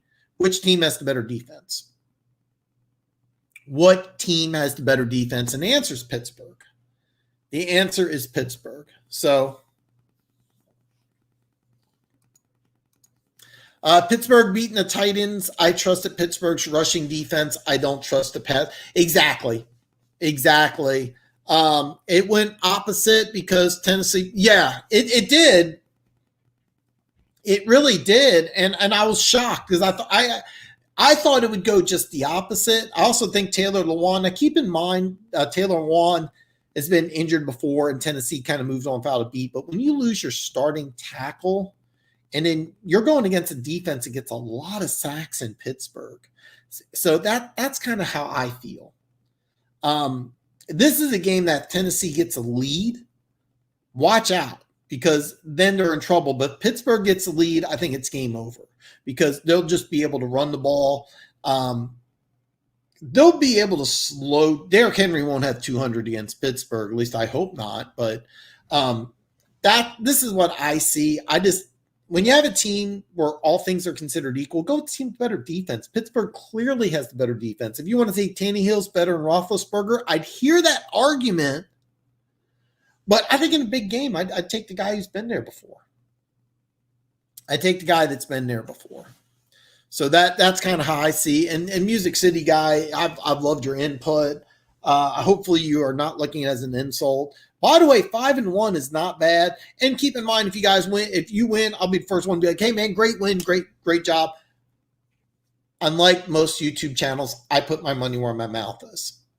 I made a big mistake because I got a bad number here. I should have waited. When I made this bet right here, casinos were taking Pittsburgh at 2.5. I went to a website called Vegas Insider, which has all the casinos on the Vegas Strip. And I was seeing Pittsburgh 1.5 to 2.5. And so when you have it between 1.5 and 2.5, I thought that it would jump up. I was wrong. I should have waited and I should have just took this bet, which I didn't do. So Gary asked, do I think the Titans can make the Super Bowl with Tannehill's QB? If Chiefs are upset before that, though, not likely. A la Dilfer with the Ravens, but good overall team, not dominant defense. Well, Tannehill's playing damn good, but the key to the Tennessee Titans is Derrick Henry, and it's not because Tannehill hasn't been playing good. Tannehill's been playing damn good. I'm not taking anything away from Tannehill, but part of the reason he's playing well is because you have the best running back in football who's playing like a beast. And when you have a healthy Derrick Henry, it opens up so much of this offense. This is a great offense. This is a great offense with some really good players on the front seven. I think Tennessee's defense is going to get better as the year goes around because you have a lot of young pieces. Clowney, they just added what? 7 days before the start of the season. I don't remember when, but Clowney signed late. Vic Beasley, who was a free agent, signed on a 1-year deal. He was banged up. He missed the first month of the season. Harold Landry is a guy I have a massive man crush on. You also got Jeremy. Is it Jeremy Simmons? I know his last name Simmons. He's a guy I think is going to be a superstar. The front seven is going to get better, but the secondary is weak. The Titans match up good against the Ravens. I think they match up good against teams that want to run the ball. I just don't think they match up good against teams that want to throw the ball. Can they make it to the Super Bowl? Yes, absolutely, because Tannehill is playing at a good level. Calling him like Dilfer is not really fair because Tannehill's playing at a pretty damn high level.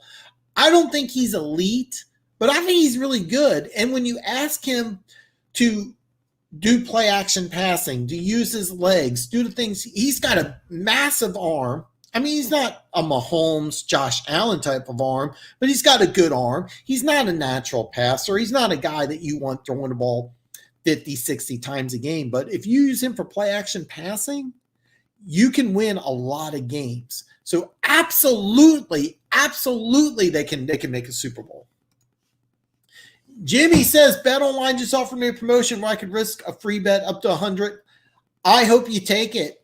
And I want to know who you take. I got my 100 on Pittsburgh.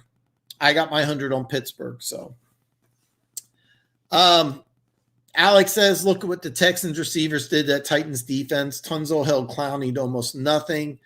The Texans defense lost the game. Alex, that's the matchup I'm looking at. I'm looking at TJ Watt against a backup left tackle. I'm looking at TJ Watt against a backup left tackle. I'm seeing the Steelers passing game just taken apart. I also really liked over. This is a low number. I might actually put action on the over. This I think is going to be a shootout. Hey man, I appreciate it because I've loved your I loved your input, and I also do like the Titans. I love Derrick Henry. I have a massive man crush on Harold Landry. This is like I said, if it's bad weather, I'll bet against my Chiefs. This channel is for all 32 NFL teams. All 32 NFL teams. Except for Tannehill, he'll get no love for being efficient. Nothing wrong. You are 100% correct. And now here's the thing with calling Tannehill an MVP candidate, I don't think that's right because I think this team revolves around Derrick Henry, but he is doing really, really good. Calling him like a Trent Dilfer, I think is not really fair because he's playing a lot higher than Trent Dilfer did.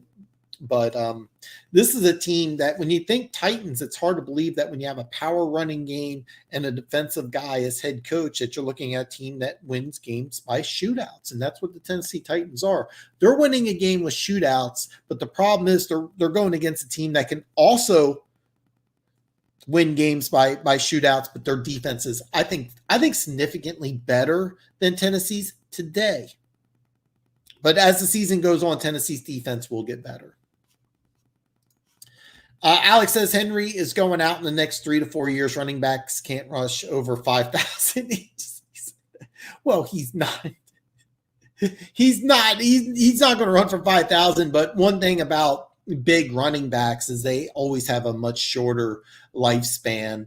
You saw that with Eddie George. As a matter of fact, somebody on Facebook posted who's the better running back, Derrick Henry or Eddie George, and he was doing it because he was a big Eddie George fan. I actually think Henry's better than Eddie George in a short setting. I mean, career right now it's Eddie George, but Eddie George, even though Eddie George is really, really good, massive man crush on Eddie George, what Derrick Henry's doing is better.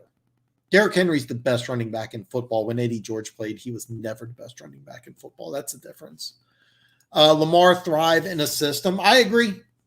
It's very similar characteristics. I would take Tannehill's passing over Lamar's passing. Lamar, obviously, better runner. Which quarterback would you take if all things being equal? I would probably, you have to realize Lamar playing on Tennessee would be, I think, maybe a little more dangerous. But he would also run less, which would be an advantage. But what Tannehill's doing cannot be overlooked. The thing is, what people I don't think really get is that Tennessee's winning games by shootouts, which is just weird because you have a power running game and a defensive-minded coach.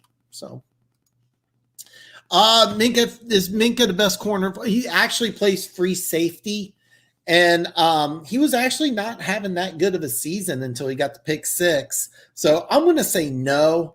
I think you meant free safety, but I get where you're coming from. He had a big game, but he hasn't played really well. This could be a big chance for him to step up. Big step. Speed hurts the secondary. Adoree being out hurts. Adoree Jackson, I remember when they drafted him, I thought it was a mistake.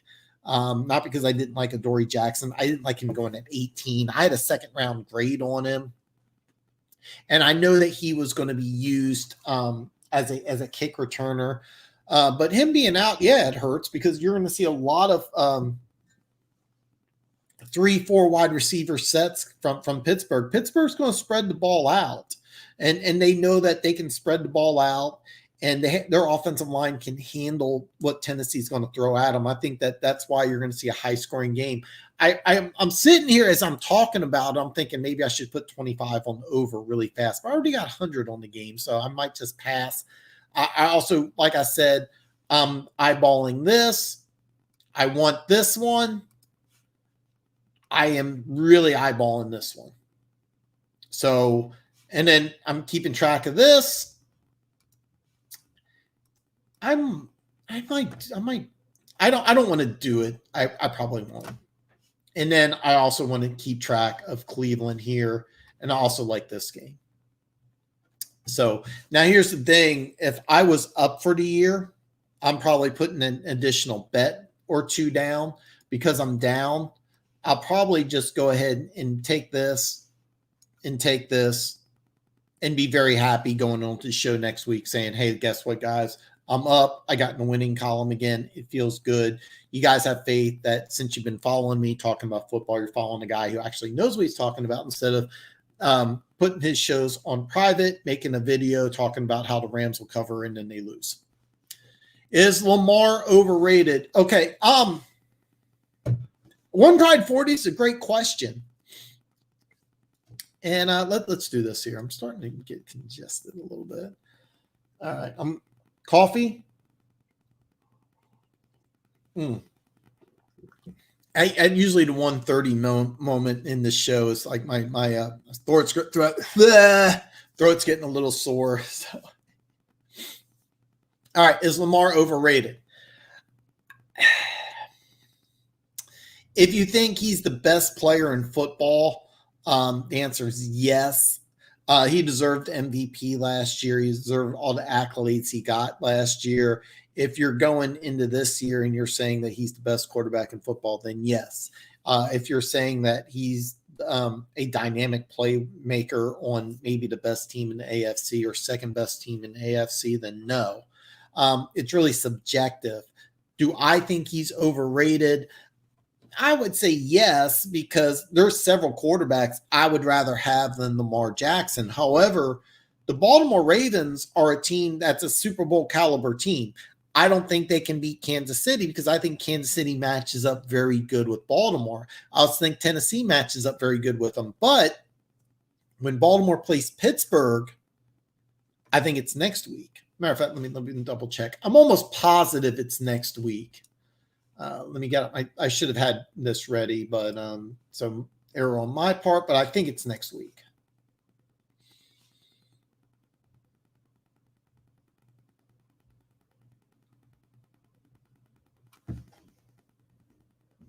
I thought I'm positive it was next week.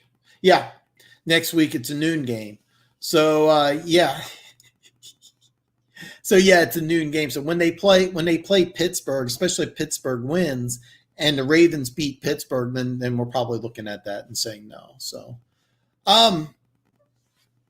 he would have to be on the right team. Give a lot of credit to Coach Harbaugh and what he's doing with them. I think that if you put him on a different team, no, he's not.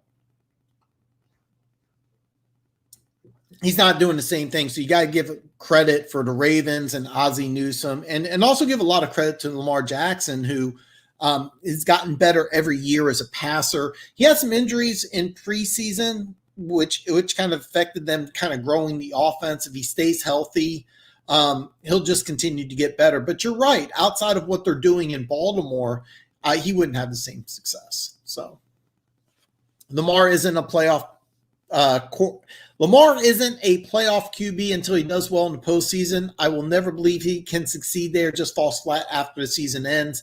He's done that the last 2 years. Last 2 years just played horrible. But I also think that last year, I would also give the offensive coordinator, they threw the ball 59 times. Why?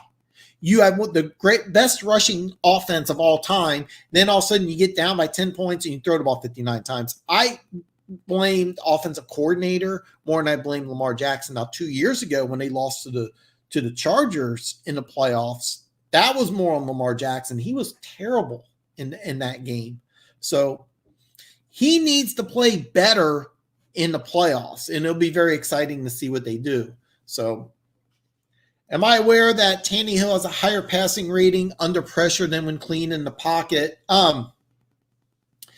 I wasn't aware of that, but I know that when he does the play action passes, he's phenomenal. He's got a strong arm. He's just not a natural passer. I mean, just like Lamar Jackson, who threw 59 passes and lost in a playoff game. If you're asking Ryan Tannehill to throw the ball 55 times in a game, Tennessee's going to lose that game. And that's kind of the reason why, one of the many reasons why I think that they'll lose, because I think that it'll be a shootout. He'll have to go toe-to-toe with Ben, and he'll have some great moments. But I think that if you're asking him to throw the ball to win consistently, then no. Keep in mind, he did have a great game against Houston, but Derrick Henry had 200 yards. So a little late for coffee, yes. But I like being jacked up talking to you guys. I wouldn't be drinking coffee if I wasn't doing the show. So, certain players do better under pressure than not. He's probably a guy you can do quick diagnosis or design instead of drawing out plays. Part of that has to do with coaching. A lot of times what happens is that you can scheme an offense where that the play breaks down, you're going to go in. The Chiefs can do it every play, but Mahomes does like a no-look pass because he knows where players are on the field. Well, a lot of times what you do is you have just a simple offense where, like, if this play's not here, you either run the ball or you do this. If this guy isn't open, you just go through your progressions 1, 2, and 3. So a lot of it has to do with the scheme. Some schemes are more complicated than the others. I haven't watched enough of Tennessee because I would have told you that the Tennessee scheme is pretty simple. But a lot of the things that they do, I've noticed, is that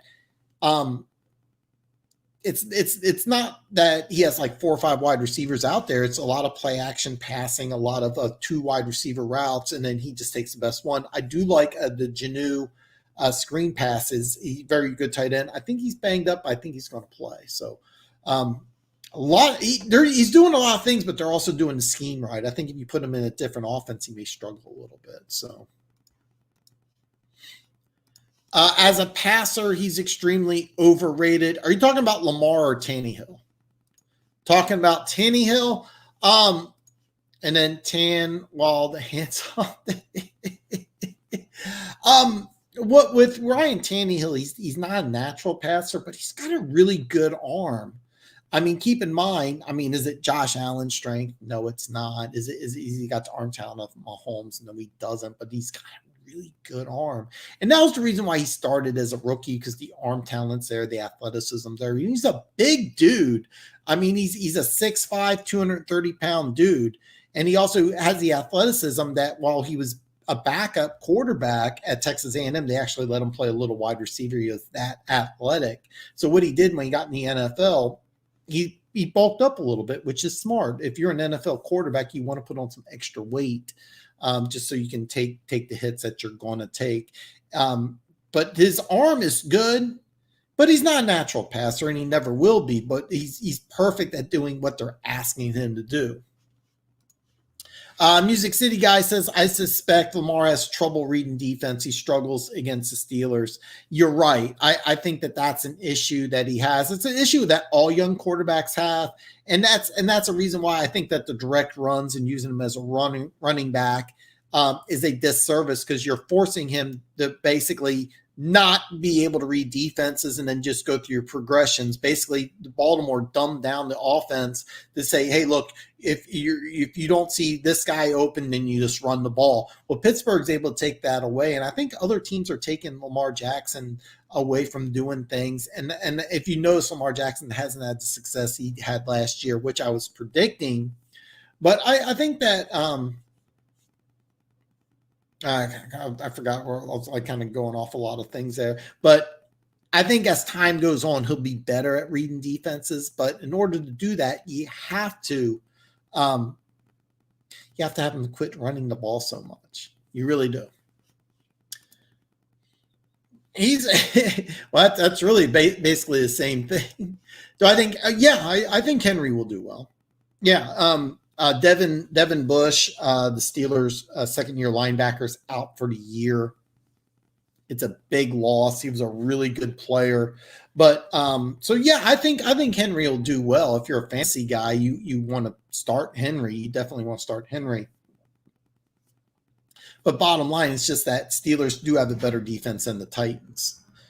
So especially the pass rush, which is very good. The Steelers have a lot of sacks, and you're going against backup left tackle. Do I think Henry will do well? Yeah. Do I think he'll get 200? No. So the Steelers' pass defense is very good, so I wouldn't expect a big game from Henry.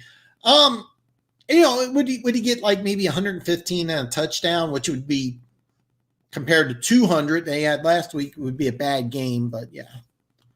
No, Mahomes is way better than Lamar. I mean, I'm a Chiefs fan, so you got to take that with a grain of salt. But as far as I'm concerned, um, there's not a better quarterback in the league than Mahomes. But if I had to give MVP out right now, I'd give it to Russell Wilson, hands down. So, just saw their second in the league. Isn't me or Steelers flying under radar despite being undefeated? Yeah. And here's the deal. Because it's a battle of undefeateds. They have this game and then they have the Ravens. If they win both games, they're not going to be underrated. They're not going to be underrated. But yeah, they're definitely being underrated. And the reason why is just like the Titans, they're not covering point spreads. They're winning games close. And when you don't cover the spread, people keep an eye on that. So yeah, they're definitely being under the radar. That's why I was really thinking that the line would still jump up, even though I think they're underrated. I also think Tennessee's a little underrated too. Again, I was wrong. I should have waited, but I didn't. And that's an error on me. But bottom line, whoever wins between Pittsburgh and Tennessee will no longer be flying under the radar. And I think both teams are flying under the radar, to be honest. No, I'm talking about Lamar. He's overrated when it comes to his arm.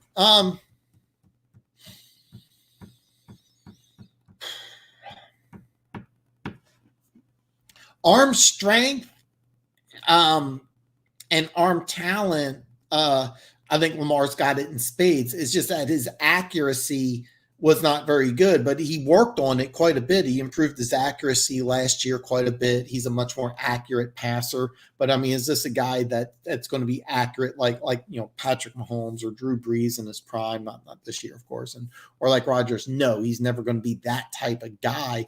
And I also think that the offense they design, he's also he's not like the Chiefs where you got like 5 receivers open. They usually do like a lot of he throws to tight end a lot. He will throw deep a little bit, but I don't know. I don't know if I would call it overrated because his arm's fine, but he's not a guy. Again, if he throws the ball 59 times in a game, they're going to lose. So, Music City guy, wish Vrabel would get it. Yeah, the retirement of Dean Pease was something that was really big. This is a guy who's been a long time defensive coordinator. I think that you'll see him hire a coordinator, or they could be doing like the Patriots system where they really have a defensive coordinator. They just call him the linebackers coach. I'd be kind of curious. I don't think Vrabel will tell you. I think they kind of like playing the hidden cat and mouse type of game, but I think in the offseason, it'll be very interesting to see too, because both Clowney and Beasley are going to be gone. So do you sign one of them to a long-term deal? Do you go after a player in the draft? It'll be very interesting. Simmons is the defensive tackle. He's a guy who's just going to be an up-and-coming guy. You need help in the secondary too, especially if you're looking to go to a Super Bowl. But yeah, I think if they don't really have a coordinator right now, they will get one. So I feel like Lamar Jackson and Justin Herbert have very similar arms, very smooth throwers. Yeah, I mean, I could see that. I actually think Herbert is got a little bigger of an arm. Maybe it's just because Herbert's built like a tight end and Lamar's built more like a wide receiver. But when I watch both throw, I was really impressed with Justin Herbert. I really like Justin Herbert a lot. I think Herbert's maybe has a little stronger of an arm. It's kind of interesting because I think that Lamar Jackson would really thrive with the Chargers, and I think Herbert would actually do pretty good. I think there's little similarities, but keep in mind Herbert's a 6'6", 235 guy, and Lamar Jackson, I think 6'2", 210, 215. I could see where you're going with that though. Will with Tua, he's going to make Flores look really good, really bad. It's a huge gamble. Again, And you're right. And this is another reason why I wanted him to sit on the bench for a year and work on the finer things. I think throwing him out is a big mistake. And I really wonder if Flores is making that decision or if it's the front office. Alex says, I want the Steelers to win because my Texans desperately need to cover ground on the Colts and the Titans, at least the Colts. It's tiring having the same record as the ranking. Hey, man, I got 100 on the game. So, yeah, I definitely want the Steelers to win. So, yeah. Yeah, and you're right. And I again, big mistake. So that was one of the topics I wanted to discuss. Tua starting, big mistake. The second thing was the 2-point conversions. Ron Rivera was wrong. Romeo Crennel was right. So, yeah. Jimmy says, I think the Titans are more hyped because of Henry. The only Steelers game I watched this year was against the Giants, but you're right. The way their defense has performed will give them the edge. Exactly. And that's the reason why I wanted to jump all over 1.5, because I actually thought it might jump up the 3. And when it went in the opposite direction, I'm really kicking myself. But yeah, Derrick Henry is playing like a man possessed. I'm an old school guy. I think you are too, so you can appreciate Derrick Henry. But I mean, when you watch this, when you look at these two teams and you break them down, the one thing that stands out to me is that Pittsburgh easily has the better defense. It's not debatable. You want to tell me the Titans have a better offense than Pittsburgh? Sure, I'll buy that. If you want to tell me Tannehill's playing better than Roethlisberger, sure, I can go with that. But who has a better defense? It's Pittsburgh, hands down. And you have a team that has multiple pass rushers going against a backup left tackle. That's kind of what pushes me over the edge. And as far as I'm concerned, Chase Claypool against that secondary, yeah, I like that. Do I want Roethlisberger in a big game, or do I want Tannehill in a big game? I'll take the veteran. I'm old school, so. I got hooked on football watching Barry Sanders, so I love me some talented running backs. Oh man, Barry Sanders, one of my all-time favorite running backs to follow. I don't know if you ever got a chance to watch. I have a list, top 10 running backs of all time. Barry made the list. I encourage you to watch the list. Spoiler alert: anybody who says that a running back is better than Jim Brown is just wrong. I'll live and die by that. Nobody will ever be better than Jim Brown. Has Isaiah Simmons disappeared? That's actually a great point, One Pride 40, because he was a guy I thought that would have been perfect for the Detroit Lions, and I think that would have been a good fit. And they don't have a plan for using him in Arizona. Originally, they thought he would play outside linebacker, which made me really question because he's not really a pass rusher. Theo Reddick, he was the guy that, if you don't remember his story, was that he was the walk-on defensive back at Temple, went from 185 to 245. So you used him at defensive end. He got drafted by Arizona to play linebacker, and they used him at inside, they used him at outside. He was basically considered a bust. He had a really good game against Dallas, but what they were going to do is have Theo Reddick either be on the bench or use him at the inside, and then they were going to use Simmons on the outside. And I thought that was a huge mistake. Isaiah Simmons is not an outside linebacker in a 3-4 defense. If you want to use a 4-3 defense, you could have him line up all over the field. Isaiah Simmons is a guy that you got to design a team because he's your classic tweener. And when you pigeonhole him into a spot, it's a weakness. It would not surprise me if Arizona trades him for like a third, just says, hey, look, we're just going to get rid of him. And to be honest with you, I think a place that he would excel at is a place like Detroit. So it wouldn't surprise me, but no, he's just, they're not using him right. And Vance Joseph is a good defensive coordinator, former head coach. I think this is just a situation where, they have to find the right place to use him because he's in a 3-4 defense. He's not an outside linebacker. I think that in the defense the Cardinals run, his best position is safety, which they already have Budda Baker, who they gave this big contract extension for. He's one of the best players in football. And that's how I think you should use Isaiah Simmons, as a do-it-all type safety, but you already got one.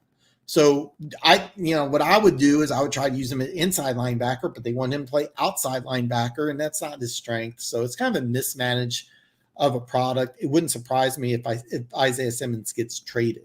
It really wouldn't. A lot of chatter around AB getting signed right or before week 8. 2 teams are the Texans and the Seahawks to sign him.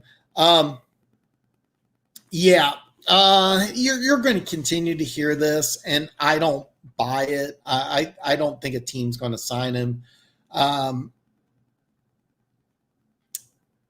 You know what? If I had to choose between those 2 teams, I would say the Texans. I don't think Seattle wants to deal with it, because Seattle has 2 really good wide receivers right now.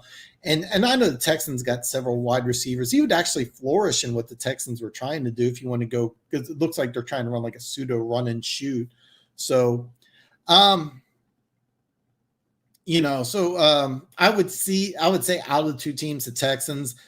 Keep in mind, I also said there's no chance Le'Veon Bell's going to sign with the Chiefs, and then he signs with the Chiefs. So I would say where the odds that he signs with a team, I would say under 20%. Out of those 2 teams, I would say Texans are more likely than the Seahawks. And what he would do is he would sign on a 1-year deal, be on his best behavior, and try to parlay into like a 2 or 3 year deal. So. Jimmy says, that's hilarious what you said about Jim Brown. I watched a documentary about Barry Sanders where his dad said no matter how good his son is, he would never hold a candle to Jim Brown. Actually, what his dad said was Barry Sanders was the 3rd best running back of all time. Jim Brown, Walter Payton, Barry Sanders. And I agree with him. And so if you watch my top 10 list of all time, I already ruined the first 3 for you. It's Jim Brown, Walter Payton, Barry Sanders. And I had Barry Sanders above Peyton, but then I started breaking it down, and then I put Peyton above Barry. But I cannot. Barry Sanders is without question my favorite running back to watch of all time. Just things that he did, you will never ever see again.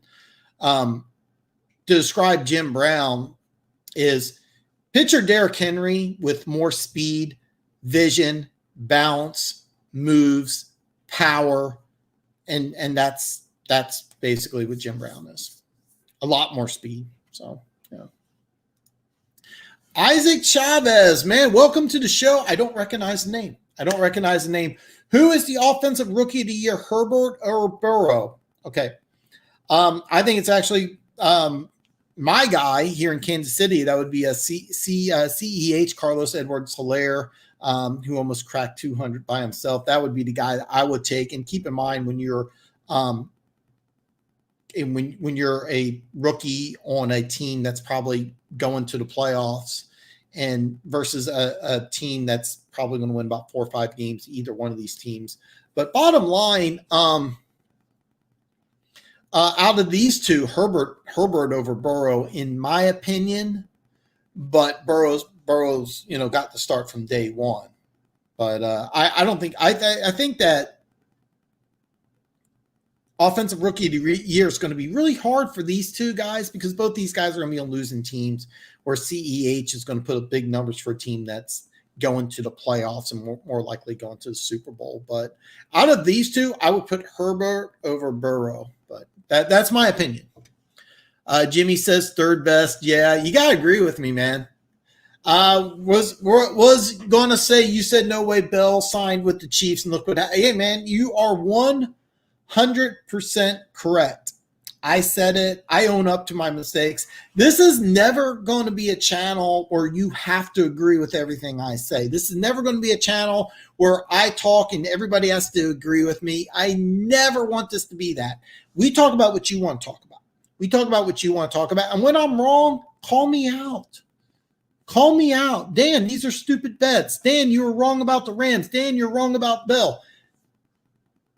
This channel, you can tell me I'm wrong. I own up to it, man. I'm glad you're here.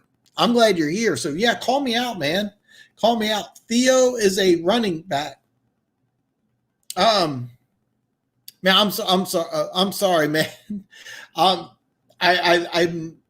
I'm kind of lost on what you're talking about there, One Pride 40. Yeah, he was. And then Isaac, sorry about the Chargers question, but I'm a big fan. Do I think we can make a comeback with our star players getting healthy again? Isaac, we talk all 32 teams here, brother. All 32 teams. If you're a Chargers fan, I want to hear from you. Welcome to the show. I'm glad you're here, man. Yes, we will talk Chargers. We will talk whatever you want to talk about. I am a Chiefs fan, full disclosure.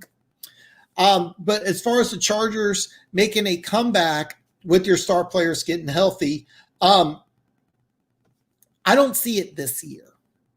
I don't see it this year, and I'm drawing a blank. Oh man, I'm so embarrassed because he's such a fun. I'm sorry, man. I'm drawing a blank. Derwin James. Okay, I'm sorry. I did it before I looked up. Okay, Derwin James not going to play this year. Okay, so I think that with the Chargers, you're looking at 2021. Okay, because you get Derwin James, who's your best defensive player. You're right. You got Joey Bosa. You got Melvin Gordon. I think that what you're going to do is you're probably going to draft the defensive tackle, even though I like Jerry Tilley a lot. There's a lot. And here's the thing what I love about the Chargers. They did just the complete opposite of what the Raiders and the Broncos did. The Raiders and Broncos went into this offseason in the draft, and they said, hey, we're going to draft all these receivers. We're going to draft all this skill position talent. And we're going to try to be the West Coast version of the Kansas City Chiefs. And it's laughable to me because neither one of these guys got Mahomes. So what the Chargers did was just the polar opposite. They said, okay, we're going to draft the defense to try to contain this team. And they went ahead and they traded and got Kenneth Murray. They went ahead and Derwin James, when healthy, is one of the best safeties in football. You got good corners. You got a very fast front seven. And you also have a game plan for going against Kansas City. So can you make a comeback with your player? The answer is not in 2020 because you got a rookie quarterback. The fourth round pick out of UCLA, and his name escapes me right now. I think you need an upgrade, even though they're decent. I think that when you have a young quarterback, you also have some issues with the offensive line. But the Chargers foundation and the blueprint for building a great defense is, I think, brilliant and smart. For 2020, this is a rebuilding year. And what you want to do is you want to see Herbert play better. You need to stop getting injuries, which has been kind of a Chargers blueprint. The Chargers keep on getting players injured.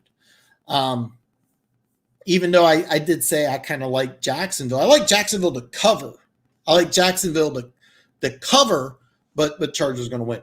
2020 is more of a rebuilding year, but the defense going into 2021, Derwin James is healthy. If Bosa and Ingram stay healthy, keep in mind Ingram's 31. Can he still play at the same high level? Jerry Tilley, a really good defensive tackle, I think needs to step it up a notch. I think getting another defensive tackle in there will also help. But there's a lot of good things about the Chargers. So just in 2020, no. So I'm glad you're here. Don't forget to smash that subscribe button and give me a thumbs up here. We have Walker. Oh, you're talking about for safety. Yeah, Simmons would be a hard player for. Okay, I disagree because I think Isaiah Simmons, they would have had a plan in play for Isaiah Simmons, and they would have been able to do the defense where Isaiah Simmons sees ball, gets ball. So I disagree with that. Okudah is playing well, which I like, but they're also changed things out with playing a lot more zone. I think that if the coaching staff is still there, which I don't think it will be, but let's say it is, I think you'll see Okudah play more man, and then he may struggle a little bit. But I think Simmons would have been a better fit for what Detroit's trying to do. But in Arizona, I would have liked him as a linebacker or a safety. I'm sorry, an inside linebacker or a safety. I don't like him as an outside linebacker. He's not a 3-4 outside linebacker. He's not that type of player. Chargers have fans. I thought this was only an NFL. I will be honest. This is the first Chargers fan I've had in a while. So I'm very glad to get fans from all fan bases. Isaac, man, you're the first one. So I'm glad you're here, man. We can talk Chargers, man. I talk all 32 teams. Every single team I can talk. Jimmy, yes. Yes, we're pulling for the Steelers, man. We are going to collect this week. It's going to be awesome. I picked the Chargers for my Survivor Series contest this week versus the Jags. 100%. I think it's smart. I think it's smart. I know that they haven't been public about it, but Doug Marrone, the Jacksonville head coach, is definitely on hot seat. Definitely on hot seat. Peyton over Sam. When I did the list, actually I had Barry above Peyton, but oh God, I've been going on for 2 hours, 15 minutes. I can't give you a short answer, but bottom line, your life's on the okay. No. Your girlfriend, your wife, your kid's life's on the line. All things being equal, you got to give one player 30 touches. Which one, Peyton or Barry? The answer is be Peyton. And the reason why is better receiver, better runner, better thrower, better punter. All Peyton. More fun to watch Barry. That's my argument. Short version. I'm been going ranting on. We can talk about this some other time because I often thought Barry over Peyton, but I flip flopped on my list. By the way, check out my full list. It should be available. I should put it in the description below. Even the Chargers doctors injured a play. Yeah, the Chargers had a window a couple of years ago where they were really a legitimate Super Bowl team. They really were. But they just didn't get done. And a lot of it had to do with injuries. I like what they're doing because defensively, they're building a really good defensive unit. And then you get your quarterback. But and then Keenan Allen's a very good wide receiver. I don't think people around the NFL realize how good Keenan Allen is, but Keenan Allen's a guy that I think in a big media market would just be a superstar. People would be calling him a top 5 wide receiver. He's really good. Keenan Allen is very, very good. They have some good pieces, but like I said, I think this year is a growing process. The franchise has never been a good franchise. I wouldn't even be surprised if they fire their coach, who I think is doing a pretty good job. Looking at Simmons' film, I wasn't crazy about his tackle angles. He was so athletic that he didn't need to take good tackle angles. The guy runs 4.4, he's 240. You got to use him in the right way, and I don't think he really fits in. If they switch him to safety or inside linebacker, they could do it. As an outside linebacker, he's going to ride the bench, and that's what he's doing right now. It'll be interesting because here's the deal: the Cardinals are good enough to be interesting. They're good enough to make a wild card push, but they're really a 500 team. And if Isaiah Simmons can't help them, is there a team that's going to say, we really like him. We'd give up a number. We'd give up a second, or is there a player who may be available? So, I thought going into the draft he would go number 3 to Detroit. So, the Chargers plan is good, but the organization seems to be actively going against it. The negative is, and I'm sorry here, Isaac, I'm going to insult your team a little bit. The Chargers organization's always been bad. The Chargers organization's always had issues. They've always had problems. For those of you that may or may not know, Fred Dean, a Hall of Fame player, passed away just recently. He got in an argument with the Chargers organization. They just sent him to San Francisco. What did he do with San Francisco the first year he was there? They won the Super Bowl. It started a dynasty. That 81 Chargers team. Now, of course, that 81 Chargers team was cursed because they played in the coldest game of all time in 1981. The AFC Championship game was like -60. Is the only game, well, except for the Ice Bowl, that was almost called off just because it was too cold. You played in Miami in like 90-degree heat, and then next week you play in Cincinnati. It was like -60. And so Fred Dean probably wouldn't have helped. But yeah. Isaac, man, by the way, man, I hope to hear a lot more from you. I will always talk Chargers. The close losses need to change, though. It's killing me. I would look at it as a positive if you can. And the reason why it's a positive is you have a rookie quarterback. You have injuries. You're almost there. I mean, the game against the Saints. But if you didn't watch the live stream, this is your first time joining. So first time I've seen you, so much this first time. I was DVRing the Chargers Saints game, and my DVR started to mess up as the Chargers were taking that final field goal in regulation. So I have no idea what happened. So I had to get on my phone, and then I saw Emmanuel Sanders talk about the win. I'm like, I have no idea what the hell happened. There is a chance that you may get a coach. I personally, and I'm drawing a complete blank here, and I feel like such an idiot because I really like him. I know he's a former running back. I like a lot of things about him, and I'm just drawing a complete blank.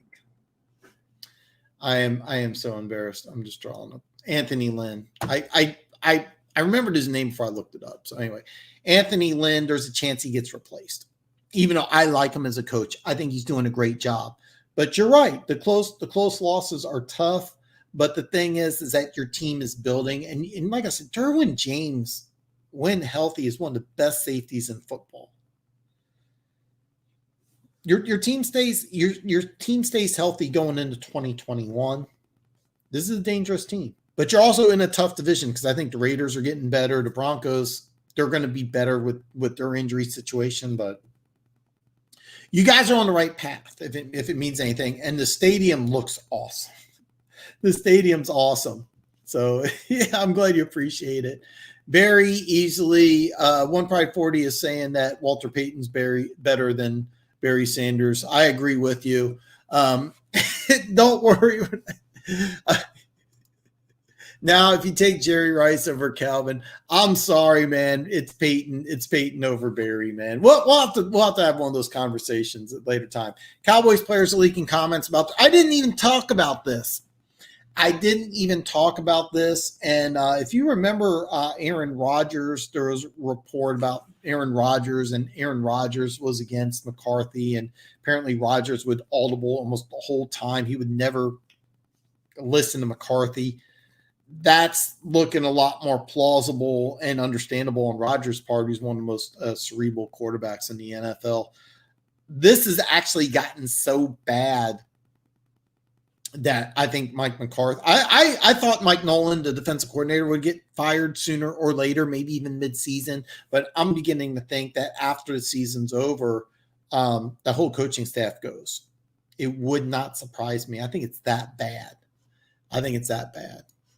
I also agree with Derwin. I think he's the only player who can truly win us a few close games. He's really good, man. I think that even with Derwin James, he probably wins you one or two games, but you're still gonna be. You're not ready to compete with the big boys yet. But I like what the Chargers are doing. I like the defense. I like the philosophy.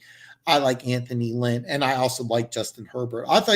I think if the Chargers had the number one pick in the draft, I think they would take Justin Herbert. He was a perfect fit. Remember, he won MVP in the Rose Bowl. West Coast kid. That stadium is awesome. You got to find a way to fill tickets when fans start going in. So you want the kid you want the West Coast kid. Bottom line, I knew that they were going to take Justin Herbert because they wanted a West Coast kid. They didn't want an Alabama kid. They didn't want an LSU kid who was from Ohio. They wanted the West Coast kid. And it wouldn't surprise me 10, 15 years from now, Herbert's a better quarterback than Tua or Burrow. It wouldn't surprise me. And I also like the fact that you're taking a young quarterback and saying, hey, we're going to build a good defense around you. But you needed to get some help in the running game. And Joshua Kelly, I like him. He's a fine player. Don't get me wrong. I think he needs an upgrade. So, but yeah, that situation in Dallas, especially if they lose to Washington. Now, keep in mind, if Dallas beats Washington, all this is going to go away. It's one of the worst I've seen too. Isaac is one of the worst I've ever seen. So, Isaac, by the way, welcome to the show, man. I hope to hear a lot more from you.